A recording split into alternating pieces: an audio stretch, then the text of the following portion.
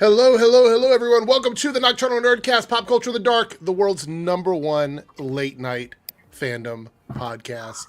Allegedly, but confirmed. So, hope everybody's having a good week so far. I missed out last night. I was really tired.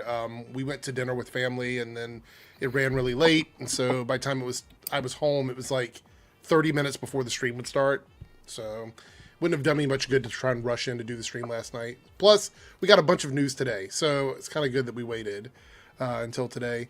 Also, 3Dub, I know you're in the chat. My Facebook isn't working, so I don't have a way to send you a link, just so you know.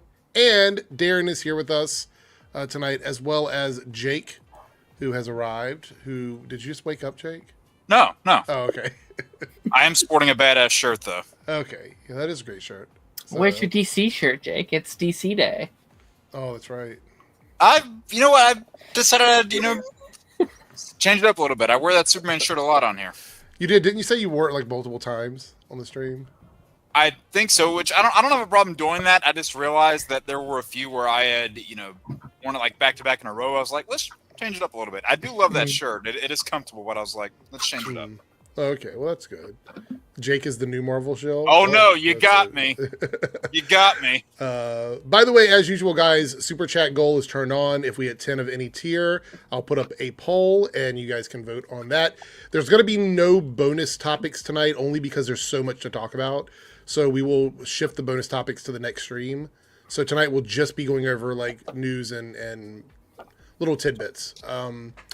And I have a estimated schedule for like bonus stuff. Let me go ahead and talk about that briefly. Estimated Street Fighter schedule. shirt? So yeah. Nice. Yeah. Eric has competition. I think I'm the biggest shill ever. I haven't played Street Fighter since 3. So we have a few bonuses that were additional streams that I had. So I've already scheduled those out. So the fan film stream that I had where we're going to watch like fan films here on YouTube is going to be on the 24th of this month. It's a Tuesday. During the day, like during the afternoon, not at nighttime. The 5-hour stream is going to be on July 5th, which is a Saturday. And then I'm going to be doing a members only stream on July 13th. So those are the preliminary upcoming streams. So again, it's so far away. A lot of that is inconsequential at the moment. But I'll go ahead and schedule them out on the channel so everybody knows. Anyway, how's everybody's day been before we get started? Anything exciting going on for anybody? It's been good. I've had a lazy day. I just was off work, so I just started binging stuff, started watching stuff. Mm-hmm. I started that new FX show, Adults, that's been like advertised everywhere. Yeah, like, we started watching that too. It's really fun. It feels like Always Sunny, but for like Gen Zs, which I think is kind of fun. It's very Gen Z coded for sure. Yeah. Oh, for sure. Yeah. It's very like we were watching it, and I'm like, I am so far removed from that generation that the comedy. It took me a minute to sort of get into it. But it's funny. The second episode was better than the first episode, in my opinion. I think each one gets a little bit better and funnier. You can tell they're like finding their footing as they're going along. It's like, oh, this is fun. And I'll look at some of that comedy, and sometimes I don't even know what the words mean, so I legitimately have to Google it. I was like, wait, what are they trying to get at here? As a Gen Z person, I know. As a Gen Z, I'm also like, I don't know what we're talking about half the time. I got to be like, what's this new lingo that's dropped? It almost makes me wonder if sometimes they sit around and come up with the most current stuff, and then that's what they use. And so it makes it really difficult. Skibbity. That was a very short-lived word. Aren't they doing like a movie of it or something? I heard that was fake. The one with Michael Bay. I think that was a fake thing. Can that just stay buried in the ground, please? Oh my goodness. The funny thing about it is that I always get updated on lingo working in clubs because I hear people use that terminology quite often. Yeah. So I'm always like, what does that mean? And then they'll tell me. So I learn because of that. Anyway, we do have a bunch to talk about. We're just going to pull this up on the screen. So this was linked into our group chat from Darren, and it is sort of a somewhat comprehensive list of what's going on. There's still a lot to talk about, but this has like all of the bullet points of things that were discussed And I'm still a little bit confused about some of this. I think that there is still some uncertainty with DC, particularly because of the news we're going to talk about with what's going on with Warner Brothers Discovery. We're going to go over that as well.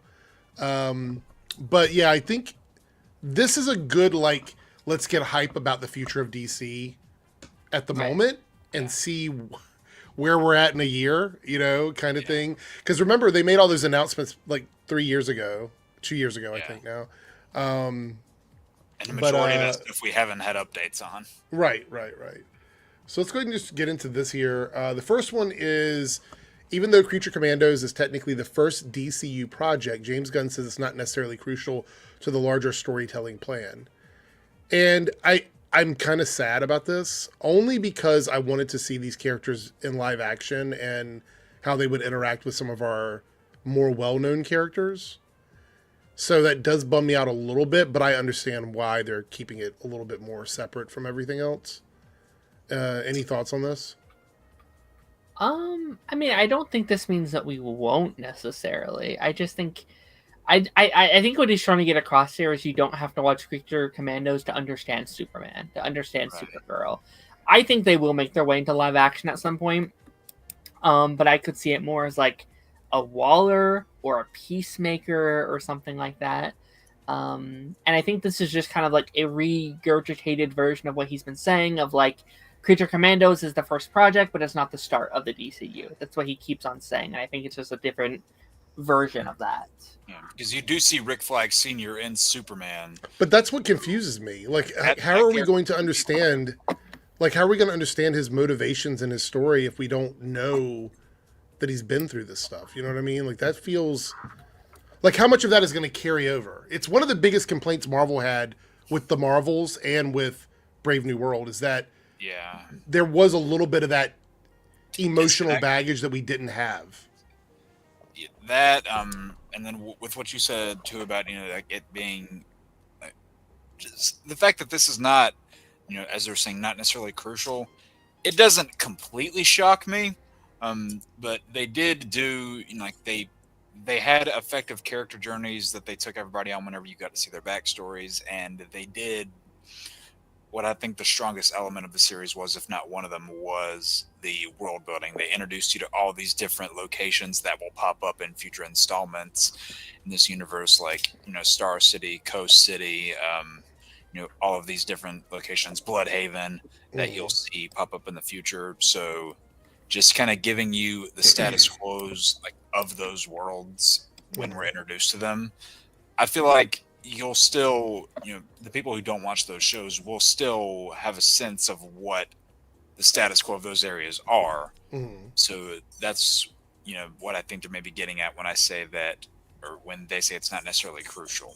But I disagree with the Silhouette Animator, and let me tell you why. Rick Flag has a lot of changes in his personality and his feelings about metahumans and people with powers over the course of the series. So that mentality would affect his character when it comes to people like Superman and Green Lantern and stuff like that. And especially like Amanda Waller went through a lot of stuff in that series. And that made me really excited for like the Amanda Waller show, because I was like, okay, she went through an ordeal. Her as a fundamental character should change going into that series. And I know we currently don't know when we're going to see her next, if that is going to be in her own show that we have had no updates on, or if there'll be something in like Peacemaker season 2 about her. But like, I do think there are elements in the show that will have to be carried over at some point. I look, like you said, I want to believe that they're not going to completely leave it unraveled, like from everything. And actually, I think it'll be more likely to see a cartoon version of a movie character in Creature Commandos than seeing a live action version of Creature Commandos in the movies. That's right. Like, I could see Guy Gardner showing up as a character voiced, by Nathan on the cartoon before I think we'd see Frankenstein show up in a Batman movie. You know what I mean? I mean, you've kind of already got that a little bit. Those characters just haven't been voiced. Like you've already seen Batman appear. You've got that alternate future where you saw God knows how many different characters appear, and you even saw Grodd. So, Right. like that's not something that's out of the ordinary. And I we're getting will the Blue Beetle show as well, which is a transition of that. I will say I'm going to be now listening for any comments that Rick makes in Superman to see if he references Creature Commandos at all, because I'm hoping that if they're not going to use them in a big way, don't even reference the show. Just don't even mention it, because otherwise it's like you're basically teasing us at that point. Yeah. You know?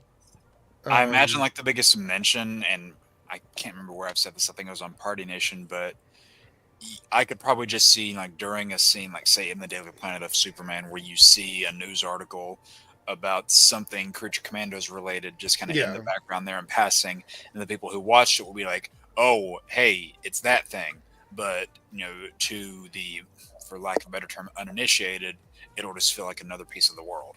Also, though, I mean, this is one of the reasons why connected universes typically do a lot of cross promotion, is because you want people to feel like they have to watch something early on. And it's really interesting they're going the different direction and saying, no, you don't have to watch it. Right. I don't know if that's a good or bad thing. I mean, I don't really have an answer for that, but if you're telling people they don't have to watch something, that feels like you don't have a lot of faith in it, On the Marvel side, people have already, come to that conclusion with a number of the projects too. So, All right. Well, let's look at this next comment here. And whoops. It says here, humanity has been exposed to metahumans, superpowered individuals in the DCU for 300 years. So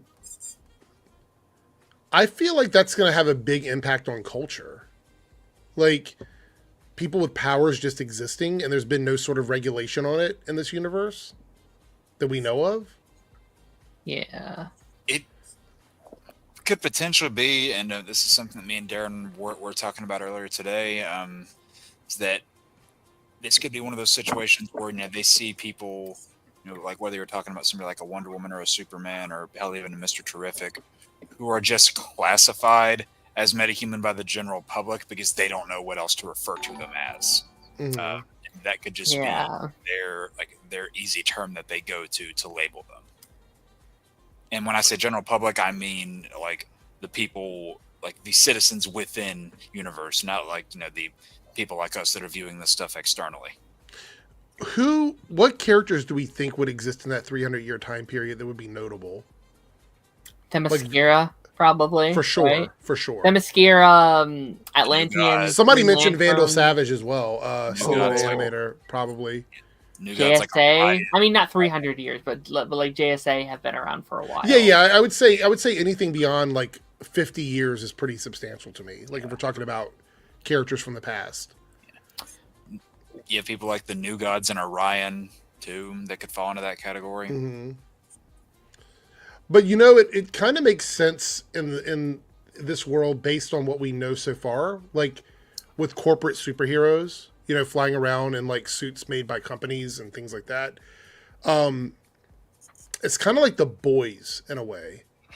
You know what I mean? Where superheroes are known and they're a hot commodity. Like you want the best superhero working for your company, working on your team. Yeah. So you have Maxwell Lord and then you have Lex Luthor, who both have metahumans working for them. Yeah, to where it's almost like what's the word? Like a power move. Mm-hmm. Right. Which could have something to do with why Superman is a hot commodity. Potentially, yeah. Maybe that's one of the things is both companies want Superman, because we see in Peacemaker that they're trying to recruit. Yeah. So it's possible that they want Superman and he doesn't want to be a part of either team. He's like, I'm not going to play ball with either of you guys. And that would be a contrast to how it's been depicted before, because like in other live action Superman adaptations, he hasn't really entered a world of other heroes. Like his entrance was treated as the biggest thing humanity ever faced, like the biggest thing that ever happened to them. And then other things kind of came to that and resulted from that. And he indirectly or directly in some cases inspired different generations of heroes. This time you're seeing him, he's not starting out. He's been Superman for a while, but you're seeing how he's fit into a world that is presumably well established with its own heroes already. I you know, like we've talked about the concerns about like the characters and when they're appearing and how old they are and all that jazz. But I am so excited to just be able to jump into a world that's so established. Like that's what I loved about the DC AMU, and especially like Young Justice was such a breath fresh air because you can. Like you start Young Justice and it's already there. It's established. There's such a world that's already and they don't have like to activated. Yeah. Yeah, I mean, the other thing is we've met so many, like in the MCU, you kind of get introduced to heroes at the beginning of the MCU. That's the beginning of all of these, like, you learn about aliens, they learn about, you know, gods, they learn about all this stuff that they never knew before. In this universe, we've had generations of superpowered beings existing in the world. Yeah, like because like in the MCU, you see our lead characters learn about all these different sorts of things. Here we're seeing somewhere where it's already kind of common knowledge. I am curious, and we'll probably talk about this in a second once we get there, but like I do wonder if Wonder Woman is already here and active in this world, or if we're just going to see her kind of come out. And what makes her significant compared to like other Amazonians that we probably already interacted with. Yeah. You know what I mean? Right. We did have a super chat from Naruto, and it's a $5 super chat. Andy's a team member. Thank you, Naruto. Darren, I have a couple shows for you to check out. Well, I'll check them out too. You could have said I have shows for all of you to check out. Blind Spot and The Strain. The Strain is a group of people trying to stop a vampire apocalypse. Cool. I think I've seen Blind Spot before. I don't know about The Strain. That was the like NBC show, right? Yeah, I think the one it was. With the tattoos or whatever. Yeah. It's a blind spot for me. Well, thank you for the recommendations. I will keep those in mind. Yeah, we didn't get the recommendations, Eric. Nope. Not us. I'm not even gonna talk about them. I can never watch those shows. It is off limits to both of you. Well, damn it, that's probably 2 seasons of content that I would have never recorded. Maxwell Lord, head of Lord Tech, is one of the multiple tech billionaires in DC. I don't know if this was needed to be stated. I assumed there's going to be multiple rich people. I mean, you have Lex Luthor and probably other people out there with money. Bruce Wayne. Yeah. I mean, Oliver Queen. Yeah. Oliver Queen, exactly. Yeah. So, yeah, I don't know if this was necessary, but it is what it is. All right. Lex Luthor, head of Luthor Corps, is described as a sorcerer of science capable of engineering and the most fantastical gadgets and technology to achieve his goals. And we kind of saw that he's holding metahumans hostage and locked up and experimenting on them and what we've seen. So that doesn't really surprise me too much. I will say it's going to be nice to get back to a Lex that's more like science-based instead of just rich. Like a Lex that actually has some sort of like interest in biology and things like that. I feel like we really haven't seen that in live action too much outside of arguably Jesse Eisenberg. I kind of feel like, right? Like he was out there building stuff and things. In the animated world, they show him as being like a really smart scientist, all the time. So I mean, I think it's going to be interesting because in Superman and Lois they went the opposite direction. Right. He wasn't even really like a great businessman. He was kind of just like a rough. He was street smart. Yeah, street smart guy. And he wasn't even really a Superman villain. True. And this is like I don't know if you. I guess there would be Tinfoil Hat. Something I've been kind of predicting about this for a while. Could be wrong, but I've been saying it for like the last 2 years. Is there a chance that? So the more we've seen about this movie, I doubt it's going to be in this movie, but eventually, with all these different, people that Lex is capturing and, trying to learn more about their powers and the physiology of how they work, do you think it's possible that will eventually lay the foundation for the creation of something like a Mazo to adapt to all those to adapt to all those abilities to then have something to beat all of them? I think that's possible. That's a good question. Yeah, I mean, and we had a Mazo in the Arrowverse, by the way. Yeah. So. So, like if low budget TV can do it, then a high budget movie definitely can. Yeah, for sure. All right, we got a $5 super chat from Silhouette Animator. I'm curious if Peacemaker's dad bought a portion of the quantum unfolding space from Lex, and if that's the bleed or nexus between worlds. It's so interesting you bring this up. The other night, we had some friends over. I was doing something else, but they were watching Peacemaker Season 1. And I forgot that they specifically say that it's like quantum unfolding space in the series. Like, he actually mentions that when he's talking to Vigilante. Yeah. I don't know. I do think it's like a space in between worlds. I will agree with that. Because I think that's where we're going to end up with the other, like, Peacemakers and connections to other universes, essentially. I don't know. Any thoughts on that, you guys? On the quantum unfolding space? I'm curious because it seems like that's what's leading to the like Peacemaker v Peacemaker fight in the upcoming season. Mm-hmm. So I'm going to have to rewatch the first season to just be like, okay, what are we doing here going into this new season? Because it's been a minute. Well, first season was 3 years ago at this point. So yeah, 2022. Yeah, I'll be curious. We'll see. All right, so the next one here is about Ultram Man. Says here, when asked if Ultram Man is Lex Luthor's attempt at recreating Superman, James Gunn says, I think that's close. Ultram Man is sort of Lex's thug and is pretty powerful. He's not going to give away too much about who Ultram Man is. Right. I would be really mad if he told us a ton about Ultram Man before the movie came out. The theories of who's under that mask have been going wild.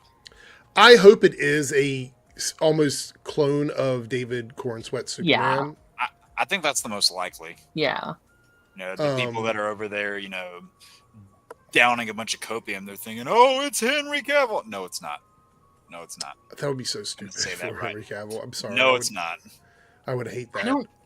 I don't know who it would possibly be outside of David that would make sense narratively, unless it's just a random person in there. Like, unless that's the case. But then it's like... They could do, like, a version that looks... The reason why he's wearing the mask is because he's disfigured. He doesn't totally look like Clark Kent. Yeah. You know what I mean? Like, maybe he's got, like, a scarring on his face or something. This is our first big installment in this universe. Like, we haven't known too many characters yet, so... Like, it wouldn't make sense to be like, hey, look, it's this person. We haven't seen this person, so that wouldn't hit at all. Right. I feel like it has to be a clone of Superman.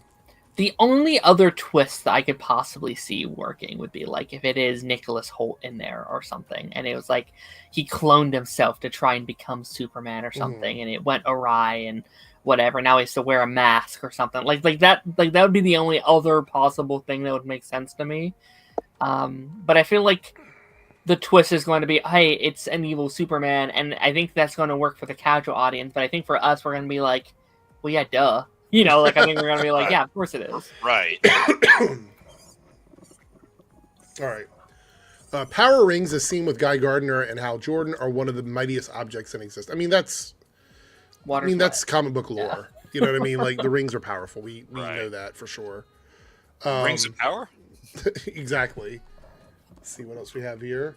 Lanterns is halfway through filming. Okay. I'm excited for that. I don't know if I'm excited or more intrigued. Like, I don't know which one I'm feeling. Because I'm still kind of curious how Green Lantern-y the show's going to be, in my opinion. I don't know. I guess I'm just excited that we're finally actually getting Jon Stewart in live action after all these years of almost getting it or kind of getting it or getting half versions. But what about Justice? Oh, yeah, that's right. Oh, right. Darren, you almost said the curse word.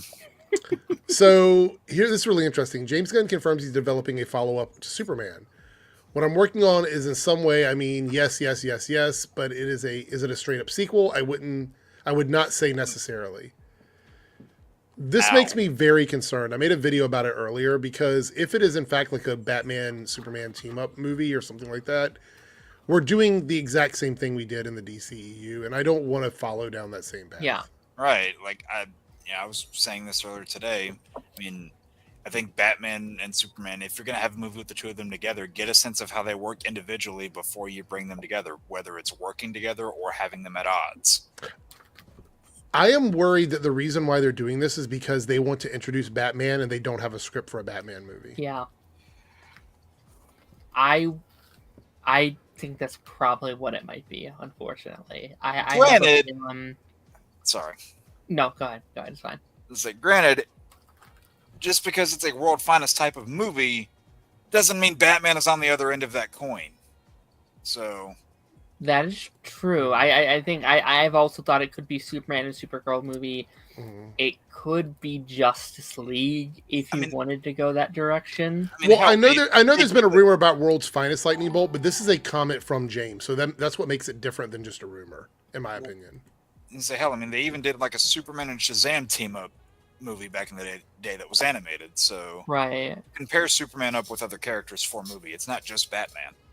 I just don't know which one would be big enough to bother including in a Superman movie if it's not Batman. Maybe Supergirl, I could maybe see Wonder Supergirl. Woman. Green Lantern? No. I don't think it Martian would be Manhunter would be really cool. It would be cool, but I think if they're going to do a follow-up to Superman that's not a direct sequel with another character, the only one in my mind that makes any sense is Batman. Right. Only because of brand recognition. But like you were saying, you don't want, like, I think it would be not a great look if Batman's first introduction is like introducing into this whole, bigger thing where we're having to kind of do a lot at once, figuring out what the story is between Batman and Superman while getting a sense for who this Batman is.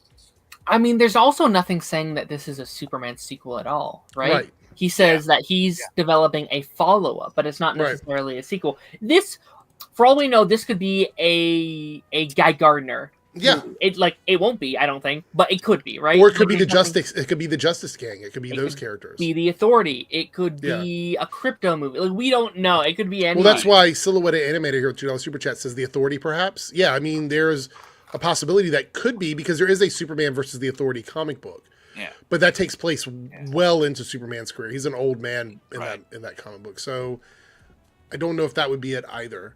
I mean, technically, Superman is a follow-up, if you want to look at it, story-wise and narrative-wise. Superman follows up Creature Commandos in some respects. Yeah. But I would say this, if you're going to bring Superman in and make him sort of like this flagship character as he should be, I think you need to give him a proper sequel. Don't just throw him into like a team-up movie without a plan to do another film about Superman. Right. I think that's really silly. Also, this kind of brings down the energy a little bit for people that are invested in this because the last thing you want to hear as a new fan coming into a universe is that the next movie is not going to be a movie about the character that you're going to see in theaters. Yeah. Like, that's not a good look either. I would. So, it really does suck though because I would be so on board with World's Finest. I think that would be so exciting. I think we are going to need a big project, a big kind of crossover project at some point in the next 3 to 4 years to get people really invested in this world. mm-hmm. If we were just got jet started on Batman, if we had that Batman project going, we had a script, we had something moving along, that would be amazing. And I do agree with you. I am fearful that we're doing Batman v Superman again. And is that inherently the worst idea? Not necessarily, because I think the concept of Batman v Superman wasn't the problem, in my opinion, with Batman v Superman. It was what they did with said. Well, that's what I'm saying. This could be a Batman and Superman movie, not Yes. a Batman v Superman movie. Right. Exactly. They don't have to fight. But my issue is that, okay, so let's zoom out a little bit on this, right? So we know that they want a Batman to be in the DCU for sure, 100%. Yeah. They know, and based on, we're not going to look at the information here, but there was another statement made about the Batman, about it's coming, the script's right around the corner. I still feel like that movie is at least 4 to 5 years out, to be honest. I don't see any path closer to that. Like, if they rush it now and get it out in 2 years, it's going to be garbage because they're going to be rushing through it. It's at the best guess 3 years away, worst guess 4 to 5 years away for that movie.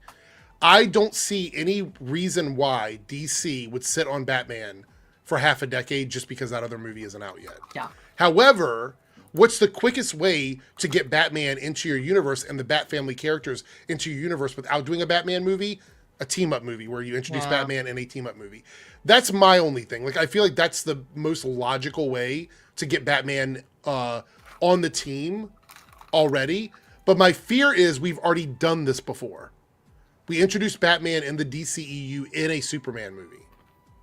So I would like to see something different, but I think their hands are tied. I think this is a situation where James Gunn and Peter don't necessarily have the push over like what the board wants. I'm pretty sure because of the financial success of the Batman that they know that's a guaranteed a good amount of money for them. They're probably telling James, like, we don't want you to push out another Batman movie before that one because that one will make money. Yeah.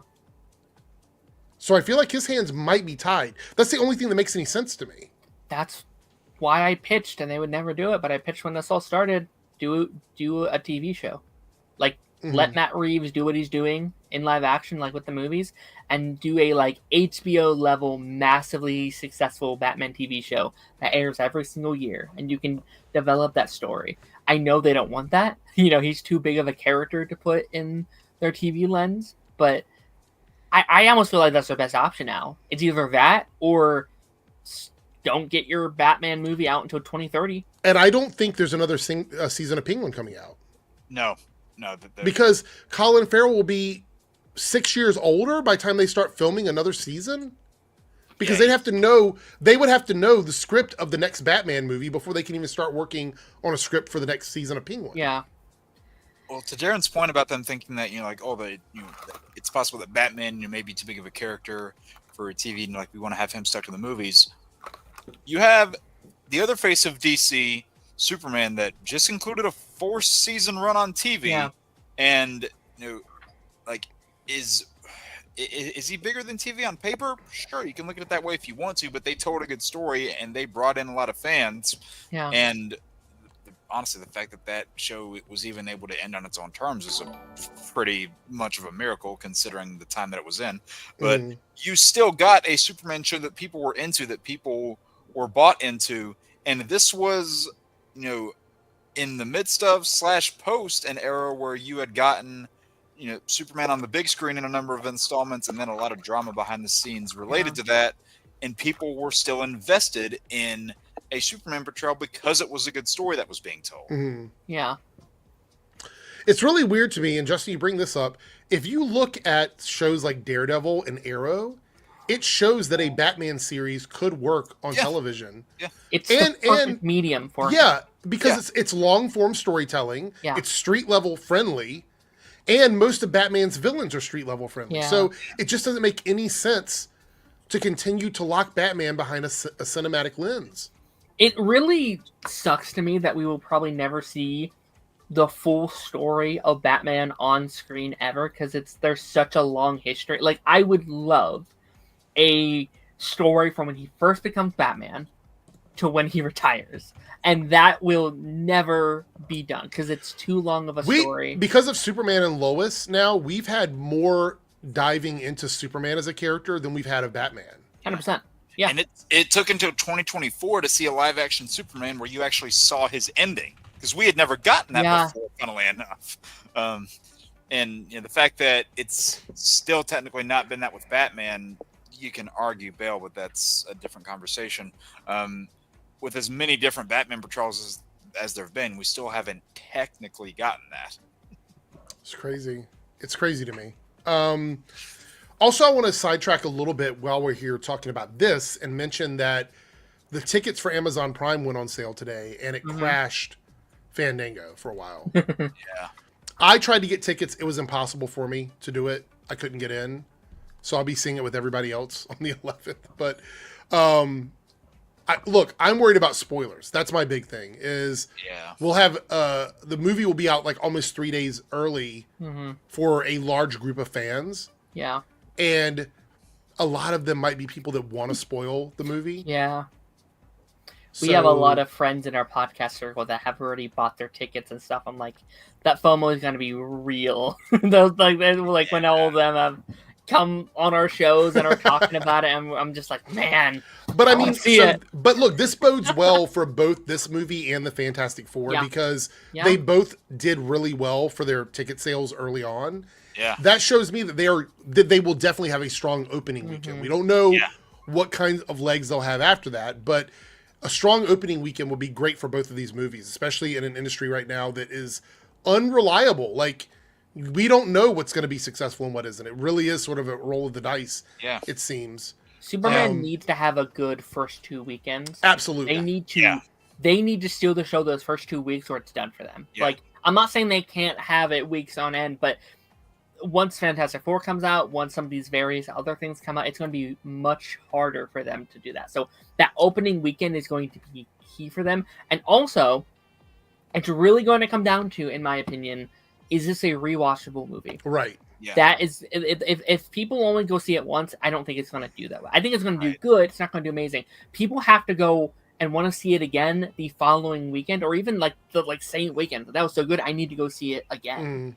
And on like the devil's advocate side of that, I was talking about this earlier with some people too. Just because Fantastic Four has the Marvel name on it, this looks to be a really good opening weekend because of what's happened with ticket sales, but the Marvel's name's not going to carry this because we've had 2 different Marvel Studios films come out this year. One that did get good reviews, one that didn't. Right. Neither one of those films made above $500 million.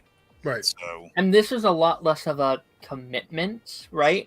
Because even though Fantastic Four is set on a different world and there's not that stuff there, there's a lot of people that don't know that, right? Like I had friends when that first trailer came out. I was like, okay, so what year in the MCU is it set in? I'm like, it's actually none. It's actually a whole other thing. They're like, wait, really? Why is it Marvel Studios then, right? So there's still that piece there where Superman, this is a new thing. This is a fresh thing. Anybody can see this movie, and there does not need to be anything of like, when does this take place on the timeline? Yeah, because there was still that uncertainty going into a movie like Deadpool and Wolverine, and it made $1 billion. Yeah, right. And speaking of ticket sales, we did have James Gunn's #1 hater leave a comment on Twitter, and this right here from Aaron Fisher. Yeah, and Darren's what? He has Twitter? I'm kidding. The #1, these are the kind of comments where it's specifically done maliciously. There's no reason for this comment other than to try and diminish what is objective reality. So he goes, "Don't believe all the reports for Superman and the tickets. I was able to get tickets with 0 issues." I mean, do people not understand that anecdotal stuff it's not bigger than what's happening to everybody else? It was crashing for me. So does that mean that my experience was not real because he was able to get tickets right away? And there was still a ton of showings. They're going to squeeze as many ticket sales as they can before Fantastic Four. Yeah, I mean, that's the fucking point, right? I mean, that you could say that about any movie that is coming out 2 or 3 weeks prior to another big movie, as they want to get as many tickets sold as they possibly can. This guy has never, ever gotten away and recovered from the scolding that James Gunn gave him. He got a little bit of clout off of that, and now he's been writing that ever since it happened. But comments like this seem to be coming out of left field because, yes, the site was crashing for some people. That doesn't mean it crashed for everybody. It also doesn't mean that because it didn't crash for you, it wasn't crashing at all. Right. So these are just, it's such a dumb thing to say. I would also assume it depends on where you're at. Different locations are going to sell out quicker than other places. Yeah. His experience is not the end all be all. Right. If you're in LA, then I imagine it's going to be a lot bigger than Ohio or something, Yeah. This is just one of those things where, and I don't think he's actually had a lot of traction other than bashing James Gunn. I don't think many people pay attention. I think he makes some weird Marvel comments once in a while, but I'm not going to go over what James said to him. It was kind of like a back and forth for a while, a year ago or so. But anyway. Yeah, I don't know. I mean, I look at some of the back and forth James Gunn has with these people, kind of shooting down some of the fans. It's like, dude, you're a figurehead. I don't know if you want to be doing this. All right, here we go. We got some super chats here. From Silhouette Animator, $2 super chat. Gunn didn't say a movie either, talking about the news about so yeah. I don't know if we're going to look. I would love to be optimistic and say that there's a possibility that some of these movie characters will end up in shows, but I'm not going to hold my breath for it. Other than what we know so far, which is Peacemaker with the Justice Gang being on that series. But I'm guessing that's a cameo. I don't think they're going to be Lanterns, right? Yeah, I should say that. Yeah, because Guy's in that too. I don't think Superman's going to show up in any of the TV shows though. I could. You think so? I could see. I could. Which one? If he's going to show up, which one do you think he would show up? Not in a major role, but I would not be shocked if he has. Every once in a while he has a rare appearance. I mean, maybe Peacemaker. I know that's a stretch, but we saw a lot of those big actors in, at the end of season 1. I wouldn't be completely shocked. Mm-hmm. maybe lanterns. Like if we are setting up a sort of Justice League, like it. I just don't want to get my hopes up because I will be. I'm not getting my hopes up either. Yeah, no, I'm not saying it's guaranteed, but also like, what was his pitch when this whole thing got announced? Is these actors would be the same, crossing over from movies, TV shows, and video games, which that last one is probably not happening going forward. But I do think there is at least at the start is going to try and be a hope to connect all of it through. That makes sense. Yeah, so we'll see. Naruto here with the $5 super chat.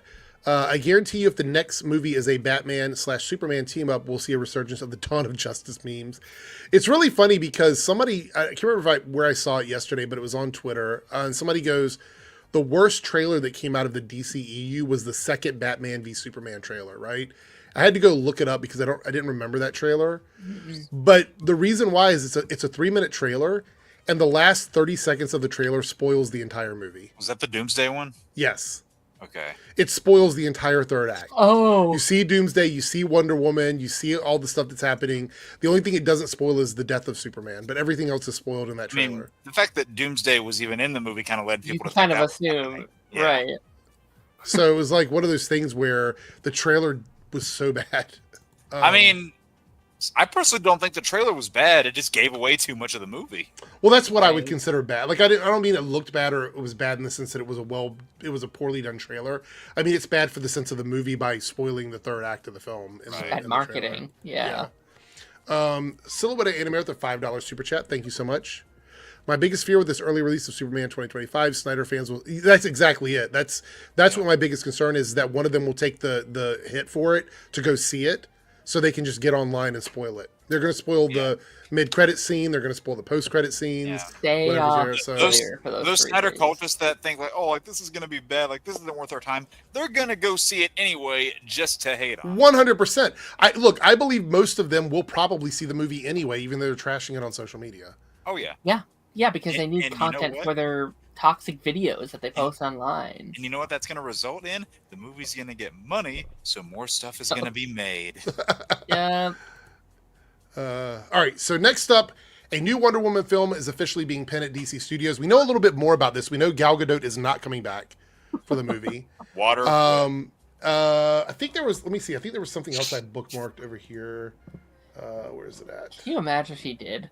Can you imagine it's a new Batman, it's a new Superman, and Gal is still there for some reason? You know, why don't they pull in 84 and have her as Astra? No, I'm kidding. Wonder Woman under James Gunn and Peter Safran's DC Studios hasn't hung up her lasso. We're working on Wonder Woman. Wonder Woman is being written right now. DC didn't comment on exactly who's writing the new Wonder Woman. Gunn hasn't yet cast the role of who will play Princess Diana of Themyscira, but we know it's not going to be Gal Gadot. So is this okay? And I want the chat to chime in on this. Is this a net positive or negative by not bringing her back? Oh, positive. Overall, you think it's a positive? I think it's a definite positive. I mean, especially post Snow White, right? Because like, what was the main? Obviously, outside of like the Rachel stuff, what was like most people's review of that movie was like, it's okay, but Gal Gadot was awful, right? That's what everyone. And they thought it was going to be the opposite going into the movie, which is the funny thing. Yeah, and like a lot of people thought she was the big draw for that movie, and it ends up she was the worst part of the film. So you know, and it does suck because I love that first Wonder Woman movie. I think that first movie is excellent, but you know, I feel like maybe they either didn't give her great material. Maybe I think sometimes they're afraid to give her notes to just tell her, hey, why don't you run that line again? You know, why don't you do that once more? And I think, you know, that going around, there's a lot of controversy with this actress over the last couple years, and I think we just need to start fresh with a lot of these faces. We need to start new, and I think the main trilogy needs to be new faces. I've been saying that for years. I mean, that's what the DCU should have been in its entirety. Just like, if you're going to do a reboot, agreed, hard reboot, not play fast and loose with a lot of things that you're, you know, bringing over, where you're bringing back the actor but not the story thread. It's like, no, just Chance has a hot take. If it were me, I would have just done a hard reset. You see the hot take there? Who has it? Jarrett's Wonder Woman 1984 is better than the first movie. I'm not even going to look, if that's how you feel, that's how you feel. I'm not even going to get into that one because I don't even know where to begin. I'm glad you like it. Yeah. Yeah. I don't even know where to begin. Look, I've said before, I wish they would have been a complete fresh start for everybody, just in my opinion. I didn't want to see anybody come back, no matter how good it was. I think Peacemaker, I still believe that Peacemaker is a mistake in the DCU. I think it's a problem. I think it's going to end up being a problem later on. I think we're going to look back at it and go, he should have just cut it clean. Yeah. And yep. I could be wrong, but I feel like it's going to be one of those like hangnails. Like you can't get rid of it. It keeps Very coming confusing. back. Yeah. Well, Sean, look, I never said get rid of the show. I think including Peacemaker in the DCU is the problem. Like, they could have kept the show and kept it in its own little pocket universe and never even combined it together. I would have been fine with that. Matter of fact, I don't even think Peacemaker the show needed Suicide Squad. Like, it was kind of its own thing that it found its own audience, just like the Penguin did. It kind of exists in its own thing. Like, Penguin's another one. Like, why would you want to get rid of a show that was so well received as the Penguin? It was a big draw for their service, but they can't keep it because there's no story to tell. The show kind of painted itself into a corner, leading into a movie that's still like 3-4 years away. Yeah, it was. Well, the Penguin is like a very as a bridge series. Well, yeah, like that's what I was gonna say. It's like Penguin's a great example because it was very popular, very good first season, but it doesn't necessarily need a second season. It was very successful for them, and then they can move on to other bigger and better things. And that comes from someone who loved that first season. I had a blast with season 1, I really did, but it does just open up so many things. And I think the fact that we're starting the DCU with people being like, yeah, but I don't know where to start. It's like, do you include Suicide Squad? Do you include Peacemaker? Do you include Blue Beetle? Do you include, like, there's arguably 4 projects before Superman in this like weird little pocket thing that we've done, and it's like that's the last thing they needed for their brand. And it's like you're bringing over castings and characters, but again, either not bringing story threads over, or like this term I've used way too many times at this point, but playing fast and loose with those story threads. I'm going to hard disagree with this, Sean, and let me explain why. And you don't have to agree with me, but I want to give my opinion on it. It doesn't matter if Peacemaker detracted from the DCEU. The DCEU was on the downturn by the time that show came out. There wasn't much it could have done to harm an already pretty much irreparably damaged brand. So that didn't matter. Also, it was so loosely connected to that brand. Again, I think it was its own show. It didn't need anything else to, like, they could have kept that same cast of characters for 5 seasons and it would have been fine, right? But I disagree with it not confusing people. Darren just said a second ago that something as simple as the Fantastic Four not being on the same Earth has confused people who watch the MCU. And we're talking about a fan base that has watched their movies for years. So I think there is a little bit of confusion coming into it that the Suicide Squad movie, where Peacemaker originated, was connected to the DCEU. Then the show was loosely connected to that movie. There's still a problem. And they're going to make it confusing. We've already seen the trailers with like multiple Peacemakers and stuff like that. Yeah. As a comic book fan, it's fine. I will figure it out. Right. But the vast majority of people, and we've talked about this before, that watch these things are not comic book fans. They're just not. Which will not make this a large amount of the installments easily accessible, which will get them viewed less, which will make less money. I mean, I'd even argue they've already done that with Creature Commandos. Like, when you look at the overall timeline for the DCU, people are going to be like, okay, so with Creature Commandos, and they pull it up, it's like, oh, it's rated R. Well, Rick Flag doesn't even look the same. No. He doesn't look the same. No. Rick Flag in Creature Commandos is a gray-haired, like, tall, muscular guy, and then in the movie, he's like a shorter, dark-haired guy. Like, it just doesn't make any sense. I mean, Charles, that isn't a good place to start your universe. People saying, like, start with Flash. It's like, yeah, but that's not a positive thing, I'd argue. If the Flash movie would have been a home run, I probably would have been more receptive to, like, keeping some of the stuff around. But it just wasn't. That should have been, that this way too many times, but that should have been your bridge into the new universe, was that should have. Because you could have easily, after that change in the third act, when he changes the timeline again, you just end it with a montage where you see the Flash running and no new actor, you don't see anybody, just put a stuntman in there, for God's sake. It, like, fades to black. Just have them run in the suit, and then you see them run and, like, do a little side turn, and then boom, you cut to black. Right. Yeah. I look. I will be honest. Most of Zack Snyder's casting was kind of weird to me in general. Like just some of the people they picked. I don't think Ezra was ever right for the part of the Flash. I'd say he was one of the only ones that I would say was miscast. Other ones, I don't think Jason Momoa ended up being a good Aquaman. I don't think he was a good Aquaman. I think Patrick, whatever his name is, that played Ocean Master would have been a better Aquaman. I think Jason made it his own. I think in the first movie. In the second movie, it kind of went off the rails a little bit. Because they already, after that movie was so successful as it was, they incorporated Jason Momoa's Aquaman design into comic books.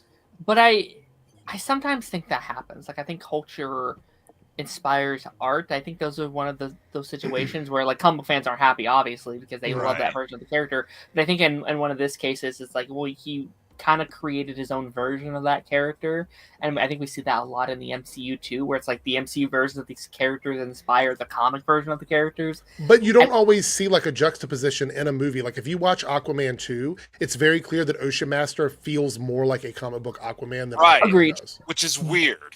But I would argue that comes down more to the writing of the characters than the actor themselves, right? I just think so you could argue that Jason Momoa was given too much free control over how his character was portrayed in the movie, because I do believe that's what happened. I'd argue he felt more like Aquaman in Zack Snyder's Justice League than he did either of his Aquaman movies. Look, if they would have committed to that Aquaman, and Ocean Master would have never been like a buddy comedy situation where he sort of redeemed himself, I would probably not even be having this conversation. But when you have those two characters side by side, and one of them is more like Aquaman than the actual Aquaman is, it's a glaring issue for me. Right. But look, that movie didn't matter. It was like, ultimately it didn't matter. But I will say this. I think that Flash was miscast. I think that they should have done more with Ben's Batman. They dropped the ball on that. Ray Fisher's Cyborg was actually probably one of the best cast characters in all of the DCEU, and they didn't do anything with him. The two most popular DC villains ever were miscast, the Joker and Lex Luthor. There was a lot of weird castings. If the Flash, look, I wasn't necessarily on board with Grant Gustin as Barry Allen when the show came out. He had to grow on me a little bit. Right. But at the end of the day, he ended up sort of molding that version of Barry Allen in a way that makes me want to see him as the Flash, you know? Ezra didn't do that for me. I think that's like the biggest problem with all that cast is like most of them didn't get the opportunity to prove themselves. Like I think Ezra Miller, I don't think ever truly got a good shot at it outside of the Snyder cut, right? I think that's the only version. I would also say it was his personality, like the way they like, I guess, set his character up to be the comic relief because they didn't really have a funny character. Like that felt more Wally West to me than Barry Allen. And he was supposed to be Barry Allen. Barry Allen isn't like a wisecracking jokester character. That's not how he's ever been portrayed. Right. Like if you wanted to say that was Wally and Barry was a more stoic type guy, I'd be like, okay, that's fair. Yeah. But it's like they kind of mixed up the personality a little bit. And they didn't have to because Ezra can play a serious character. Right.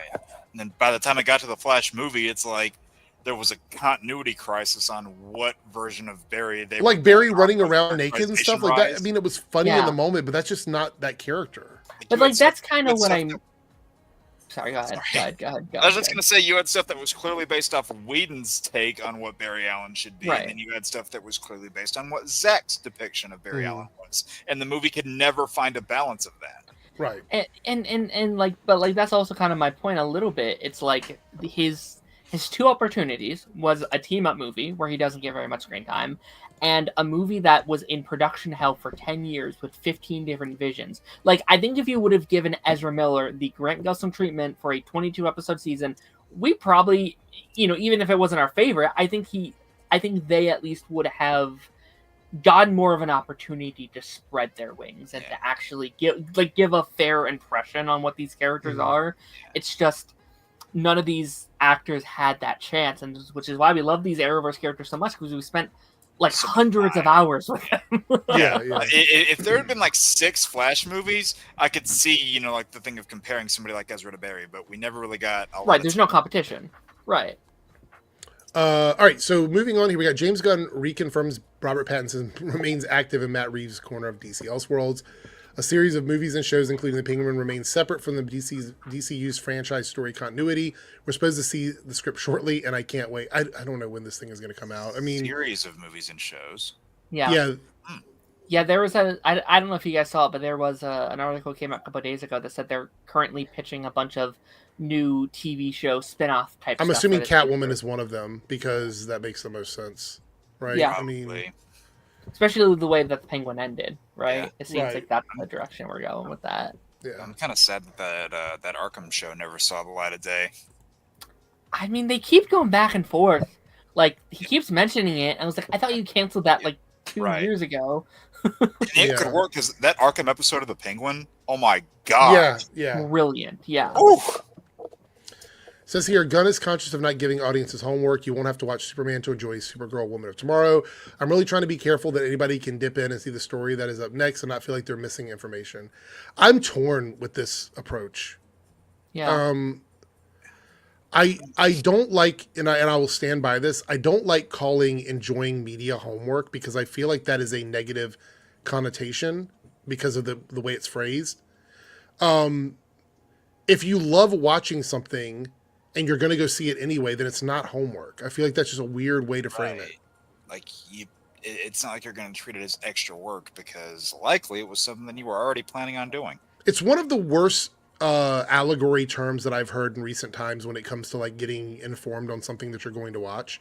I'm a big lore person. When I get into something, I dig and I go through and I look things up about it and I want to know things about it. Like if we're sitting here and somebody brings something up in chat that I don't know, I'll be like, well, I don't know that. And then I'll immediately go over here and start looking up whatever it is they're talking about so that I can get sort of informed on it because I want to know what it is I'm getting into.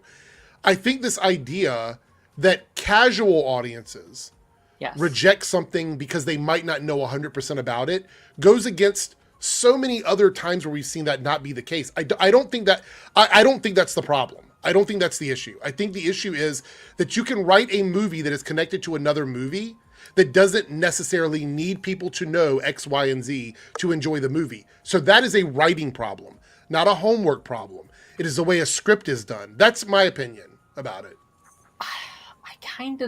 I kind of disagree a little bit. Like, I don't think this is necessarily for us, right? We're going to see it all anyway. The people that love these movies are going to watch it. They love this connectivity. But like I just said with the whole like Fantastic Four thing, like it's becoming a lot. I ultimately think audiences are changing a lot with their movie theaters. I think people are wanting to put in less and less work. I think people are getting a lot less lazy. Their attention spans are shrinking, and sometimes they just want to go in and be like, all right, what's this one thing I have to do? But that affects the quality of the movie, though. It does. I don't think there's necessarily a way to do a cinematic universe perfectly, right? It's either you have everything connected or you have it very loosely connected. Like, you can't have your cake. But when he says homework, that doesn't specify what level of connectivity we're talking about. Like, are we talking about we'll see some characters and some of their stuff that they work on in another movie might come over to this movie? I mean, if we're talking about loose connections, I can live with that. If it's just something as simple as like she gets this personality change in this movie and that will carry over to the next movie, I'm okay with that. You don't have to reference every single thing that they've ever done. I'm not looking for that either. But when you say homework, I don't know what that means. Does that mean like that they will subtract any progress a character makes in another movie just because they don't want casual audiences to be turned away from it? Like what level of connectivity does homework mean? That's why I don't like that word. It doesn't really specify exactly what they're talking about. Like, I agree with you, Darren. I think that audiences are changing. And Short Car here says, I think what he's saying is trying to avoid issues like what happened with Cap 4 and, the Falcon and the Winter Soldier. I understand that part. But when you put that kind of restriction on whoever's making the movie, they're going to have to dumb down some of the stuff in that movie. And that's going to make the film suffer, in my opinion. Again, I think this is like a lose-lose thing. Like, I don't think there's necessarily a perfect way to go about it. Like, for example, I didn't go see Ballerina last weekend because I have not seen a John Wick movie since John Wick 2. So I was like, well, I'm going to be behind, so I'm not going to go see this movie. And I feel that's how a lot of people are, especially when you get into these big, massive, bombastic franchises like Marvel and DC. We already have announced like 20 projects. Like, that is very daunting for some people to be like, wait, I have to get caught up on everything just to watch this one singular movie. Like, we love it, but not everyone does. People have jobs. They I go would to say school, though they that work. the success of the Marvel Cinematic Universe is the complete opposite sentiment about that. Like, people invested 10 years of their lives into did. those movies. So I don't think that I think this is a knee-jerk reaction. I think completely splitting off is not a good idea. And Jonathan, I'm going to disagree. I think a lot of people's complaints about Doctor Strange 2 is that it retreaded everything that happened in WandaVision with her going back to the beginning. Like, she went back to where she started from that show. Some of the way that you were able to get that Marvel success too for the longest time is because, for the first 3 phases, it was kind of a slow and steady release schedule where, like, you had what looked to be a lot at the time. It kind of still was, but like, you had 3 to 4 movies a year, depending on what year it was. And when you were getting into like phases 3, you especially were getting like 3 and 4 per year. But there weren't, like, at that point, like, we knew of certain things that were happening. Like, we knew of what the next, say, 3, 4-ish projects were. And then, post Endgame, okay, boom, they reveal all of this stuff, a number of which got reworked, dates got shifted, then they started adding in the TV shows. I think that was the biggest mistake, Jake, is I think that people lost faith in the consistency of the Marvel Cinematic Universe. Not the quality, just the overall cadence of the release schedule. Because it wasn't as easy to digest for some people anymore. And, like, there were a lot of people that didn't buy Disney Plus for, whatever reason or the other, so they didn't have the means to watch those things. Yeah. And, with the, the way things were scheduled before, it's, I hate this analogy of, they've fallen off post-Endgame, blah, blah, blah. Let's not delude ourselves into pretending that everything in phase 1 and 3 was 10 out of 10 perfect. It wasn't. But, like I said, the TV shows did hinder some people a little bit, but also, especially in phase 4, just so much was coming out that it felt daunting for people. It's like, okay, I feel like we'd also be remiss to not talk about the economy. I just did a little digging here. The economy between 2009 and 2017 had a much less, the inflation was much lower than it is now. Oh, yeah. Inflation is like at 3% now. It was like 1% stable between that era. And although unemployment was higher, it was going down, meaning more people were getting employed during that time. Also, we had a strong rebound after our recession from the housing crash in the mid to late 2000s. Yeah, that was right after the crash, because that was, 2008? So it was a lot of growth and low inflation, so people had more money to spend on movies and things like that. Right now, that's not the case. Now we're dealing with a much higher rate of inflation, with a much slower GDP growth, and people are being more cautious with their money, meaning they're going to be more nitpicky about what they're going to see. So we have to take that into account. So I think even though we're discussing, like, this connectivity thing, I don't think that's the only thing that we're dealing with. I think it's very clear looking at the viewing habits of, we talked about this last week with what movies are number 1, number 2 right now in the top 10 movies of 2025.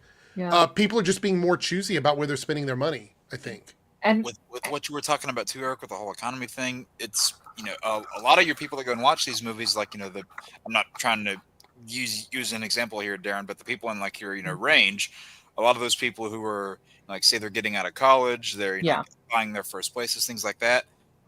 The housing market is completely screwed. Oh, it's fucked. Because you have a lot of these places that are being, like, you have apartments and houses. This is just a small rabbit trail, but I got to get this off. Yeah, go ahead. You have these apartments and complexes, houses that are being bought up by big corpo left and right, who are then turning around and making them rental-only properties. Yep. So the housing market is fucked 10 Everything is an extended Airbnb, essentially. Yep.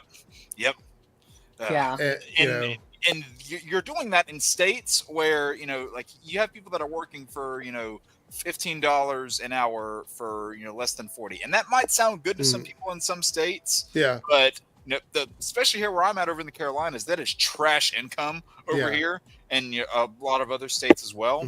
So it's not easy to incorporate all that stuff into a budget anymore. I agree.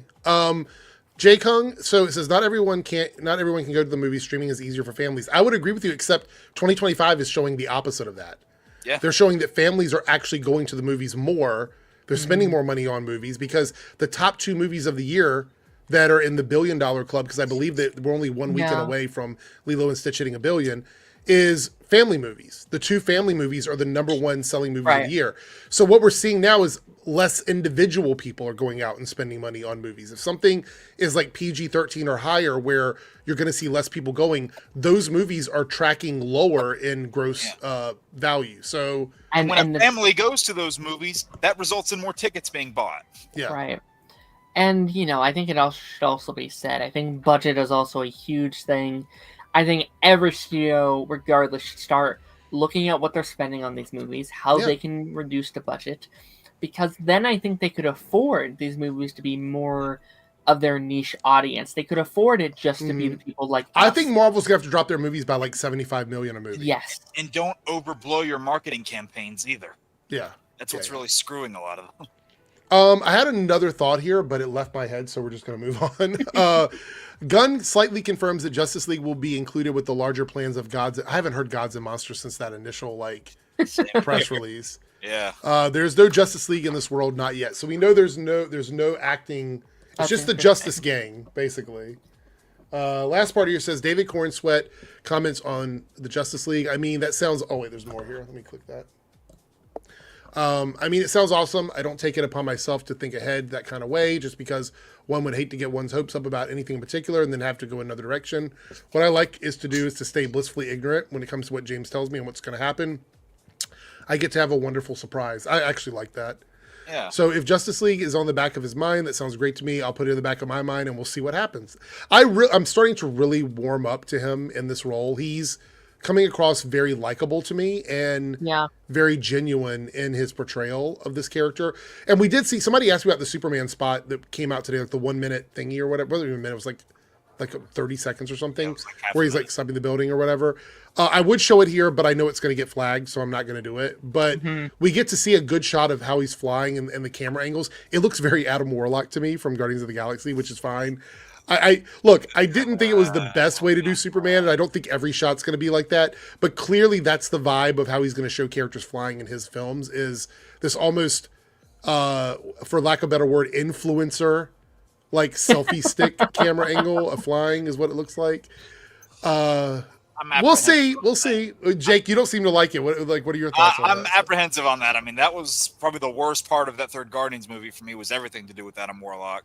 Yeah. And I don't know. I don't know if I want to see Superman done in that same way, just because just everything related to that just left such a bad taste in my mouth.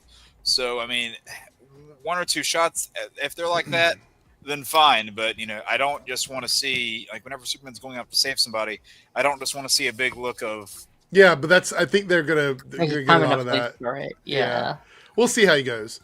Troy here says, economy and such may play a part, but due to major issues, they had to reset. So everything now feels meandering. It's doomed now, but why? It feels like DC rushing into the next team up. So a couple reasons. Number one, Doom exists because Kang does not. That's the big thing. Marvel was the one that pivoted. Yeah, I think that they want $1 billion.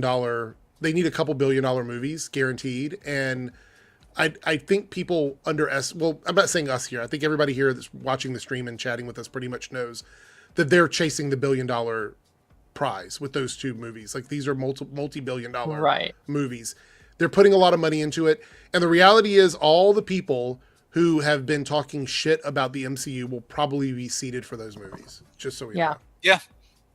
Yeah. Again, just to hate or quote unquote prove their point, they're still going to provide money. So Sam, but they explain in the movie, like they recap in the movie why she's doing what she's doing. She explains it in the film, like she verbalizes it more than once. Yeah. So I don't think you have to watch. You can watch the show if you want. Look, I'm not defending it. I think there are, like, the Marvels to me is an example of you had to watch the shows to know what was happening. Right. That's a good example. I don't think Multiverse of Madness suffered that much from that situation because Wanda made it very clear. Stephen Strange explained it several times. I've watched that movie 1 million times. So Same. I think Thunderbolts was probably one of the worst situations of that, to be honest, because, like, there's not a lot of recaps you can do for that movie. I feel like you kind of have to be there when those characters are introduced, or you are simply not going to get the same level of enjoyment. Like, you can still enjoy it, but you're not going to know who your lead characters are. That might have hurt the movie. And it would be too many to keep up with. Yeah. It's like too many characters to keep up with because you don't have a quote unquote lead. Yeah. Yeah, I 100% think that's what led to it not being as successful. And you know, we were talking about this for years. Is like your two lead characters were introduced in a basically straight to streaming movie back in COVID. Not a lot of people saw Black Widow, and then you have Captain America: The First Avenger and Ant-Man and the Wasp. You know, like there's not like the. You said Captain America: First Avenger. Captain America, Falcon and the Winter Soldier. Yeah. Like a lot, not viewed by the mainstream audience projects that probably have developed. I'm not going to talk too much about this because it will definitely get the stream demonetized, but I'm sure everybody's already heard about this, and if not, I'll be very careful about the way I talk about it. So Anonymous with the 190 Super Chat, IRL Live is getting out of hand. Did you see what happened in Las Vegas? I'm guessing is what they were talking about. So, or Nevada, I'm assuming. Yeah. Are you guys familiar with what happened? Yes, no? Foot? Kind of. Huh? Foot? Wait, no, wait.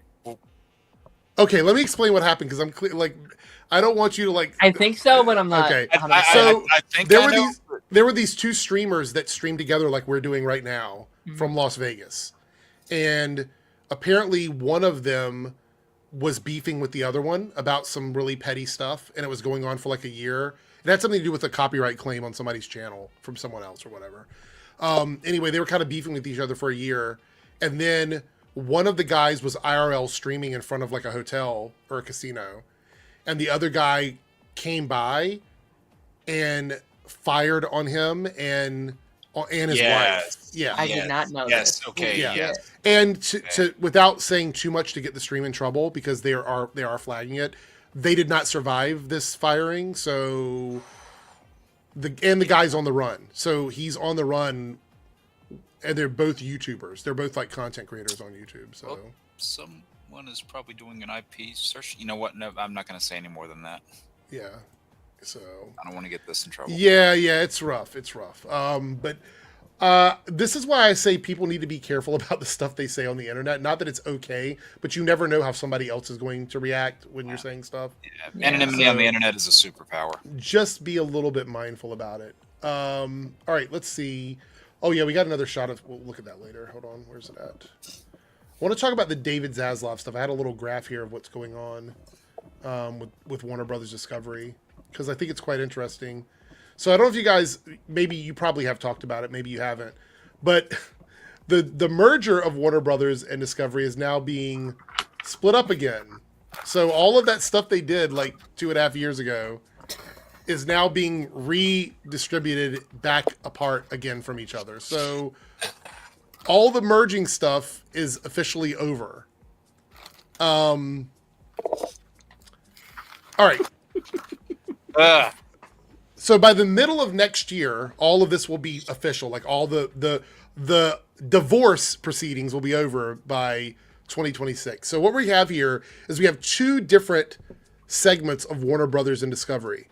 They're pulling away all of the Discovery brands that they integrated into HBO and Warner Brothers, or HBO Max and HBO. So it's going to be called Warner Brothers Discovery Global Networks, a scaled portfolio of iconic global brands and a leader in live entertainment with valuable sports IP. This was the big thing. Apparently there was an issue with sports being connected to HBO. Like the companies didn't like the deal, I guess, that they were making with HBO. I don't know the whole like mess of it. I tried to read the article. It was a little bit confusing to me. But it says here, unrivaled global scale with 1.1 billion unique viewers, aligned digital-first properties in streaming, sports, and news. Best-in-class EBITDA margins and a robust EBITDA to free cash flow conversion. Essentially, all of the stuff that is not connected to the film part is being stripped away. So if you are a property that was absorbed in all of this, whether it be, Discovery Channel or like you said, TLC, something like that, you are being ripped away from that HBO Plus or HBO Max banner, essentially. And get this, all of these brands in this side are being overseen by the chief financial officers. Not David Zaslav has no control over any of these brands on the left side. Yeah. He lost control of them. They're not letting him stay in charge. Okay. So On the does right, this affect like the whole Max situation? Like does that affect what they're doing over there? yes. What, branding? Yeah. Yes. Well, apparently, Paigey sent it to me earlier. The person that has suggested all of these changes was getting billions of dollars for like coming up with these ideas and getting paid for that. And for what? They're back to where they started. This Right, is like essentially nothing where it was from the beginning, right? So with Warner Brothers Streaming and Studios, which is basically the film division and the HBO stuff, this is going to be under David Zaslav. How he moved from the reality TV stuff to this stuff, I will never know, because this is the shit he's bad at. Right. This is the stuff he's bad at. The entire reason that this brand suffers is because of the decisions he's made. So it says here, renowned content production capabilities and irreplaceable library. Irreplaceable. They've sold off most of the IP already. And With highly recognizable IP and a growing global streaming platform. It's actually not growing. Strong subscriber momentum, fueled by high-quality global tentpoles along with local language content and sports. That is all investor bullshit, because we know they've removed so much from HBO Max. There's almost nothing there anymore. And keep in mind, HBO Max, or whatever it ends up being, is losing all of this stuff on the left. Yeah. All of this content is going to be uncoupled from their streaming platform. And they still want to act like Zaslav can do no wrong. I wonder All of if that stuff will go back to the Discovery Plus app. Healthy financial momentum underpinned by a $3 billion plus EBITDA target for studios and continued scaled profit growth at streaming. Keep in mind that the only reason David Zaslav has been able to keep this whole like game going is he's selling things off and writing things off for tax cuts. There's nothing left for him to do that with. What's the point of HBO Max?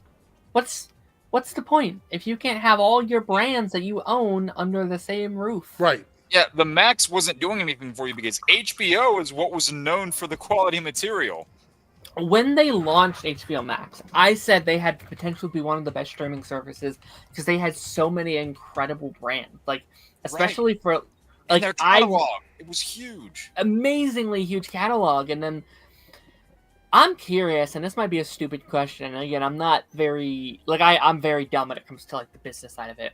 What do you think they're gonna do with like My Adventures with Superman and My Adventures with Green Lantern? Because those are Adult Swim shows, but they're under DC Studios now. Yeah. So I'm wondering, how is that? Are they going to just switch over to completely, like, are they going to move off of Adult Swim? Is To Superman Discovery in Plus? danger? Yeah. I mean, Discovery Plus is going to have everything on this left side will be on Discovery Plus.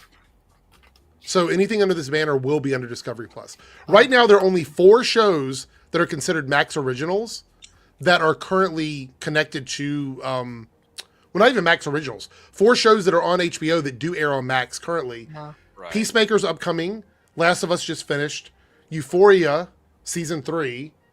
It's going to be out sometime in next year. And Lanterns. That's it. That's all the Cartoon upcoming Network ones. is their biggest loss here. I think that's a huge market for a lot of, especially now because their like whole technique is bringing back old shows, bringing back new things.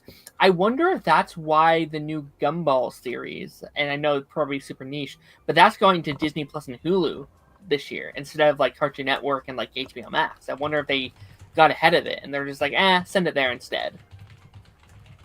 Yeah, because they kept taking a lot of that stuff that has, you know, its own standing, if you like, its own fan base. They just proceeded to take more and more of those away one by one. Yeah, so this is so funny. There's only like less than 10 HBO Max originals, and some of them are cartoon series. Yeah. And those might not actually be on HBO Max after this. I wouldn't be surprised. So my question is HBO Max just going to become like a holdover service for HBO shows? Yes. Yeah. Probably, yeah. Because that's what they've been doing anyway. Like people can hardly tell the difference anyway in terms of like like what's Max and what's HBO Max. Like I know the new Harry Potter show. I think it's supposed to be just HBO, but everyone keeps calling it HBO Max.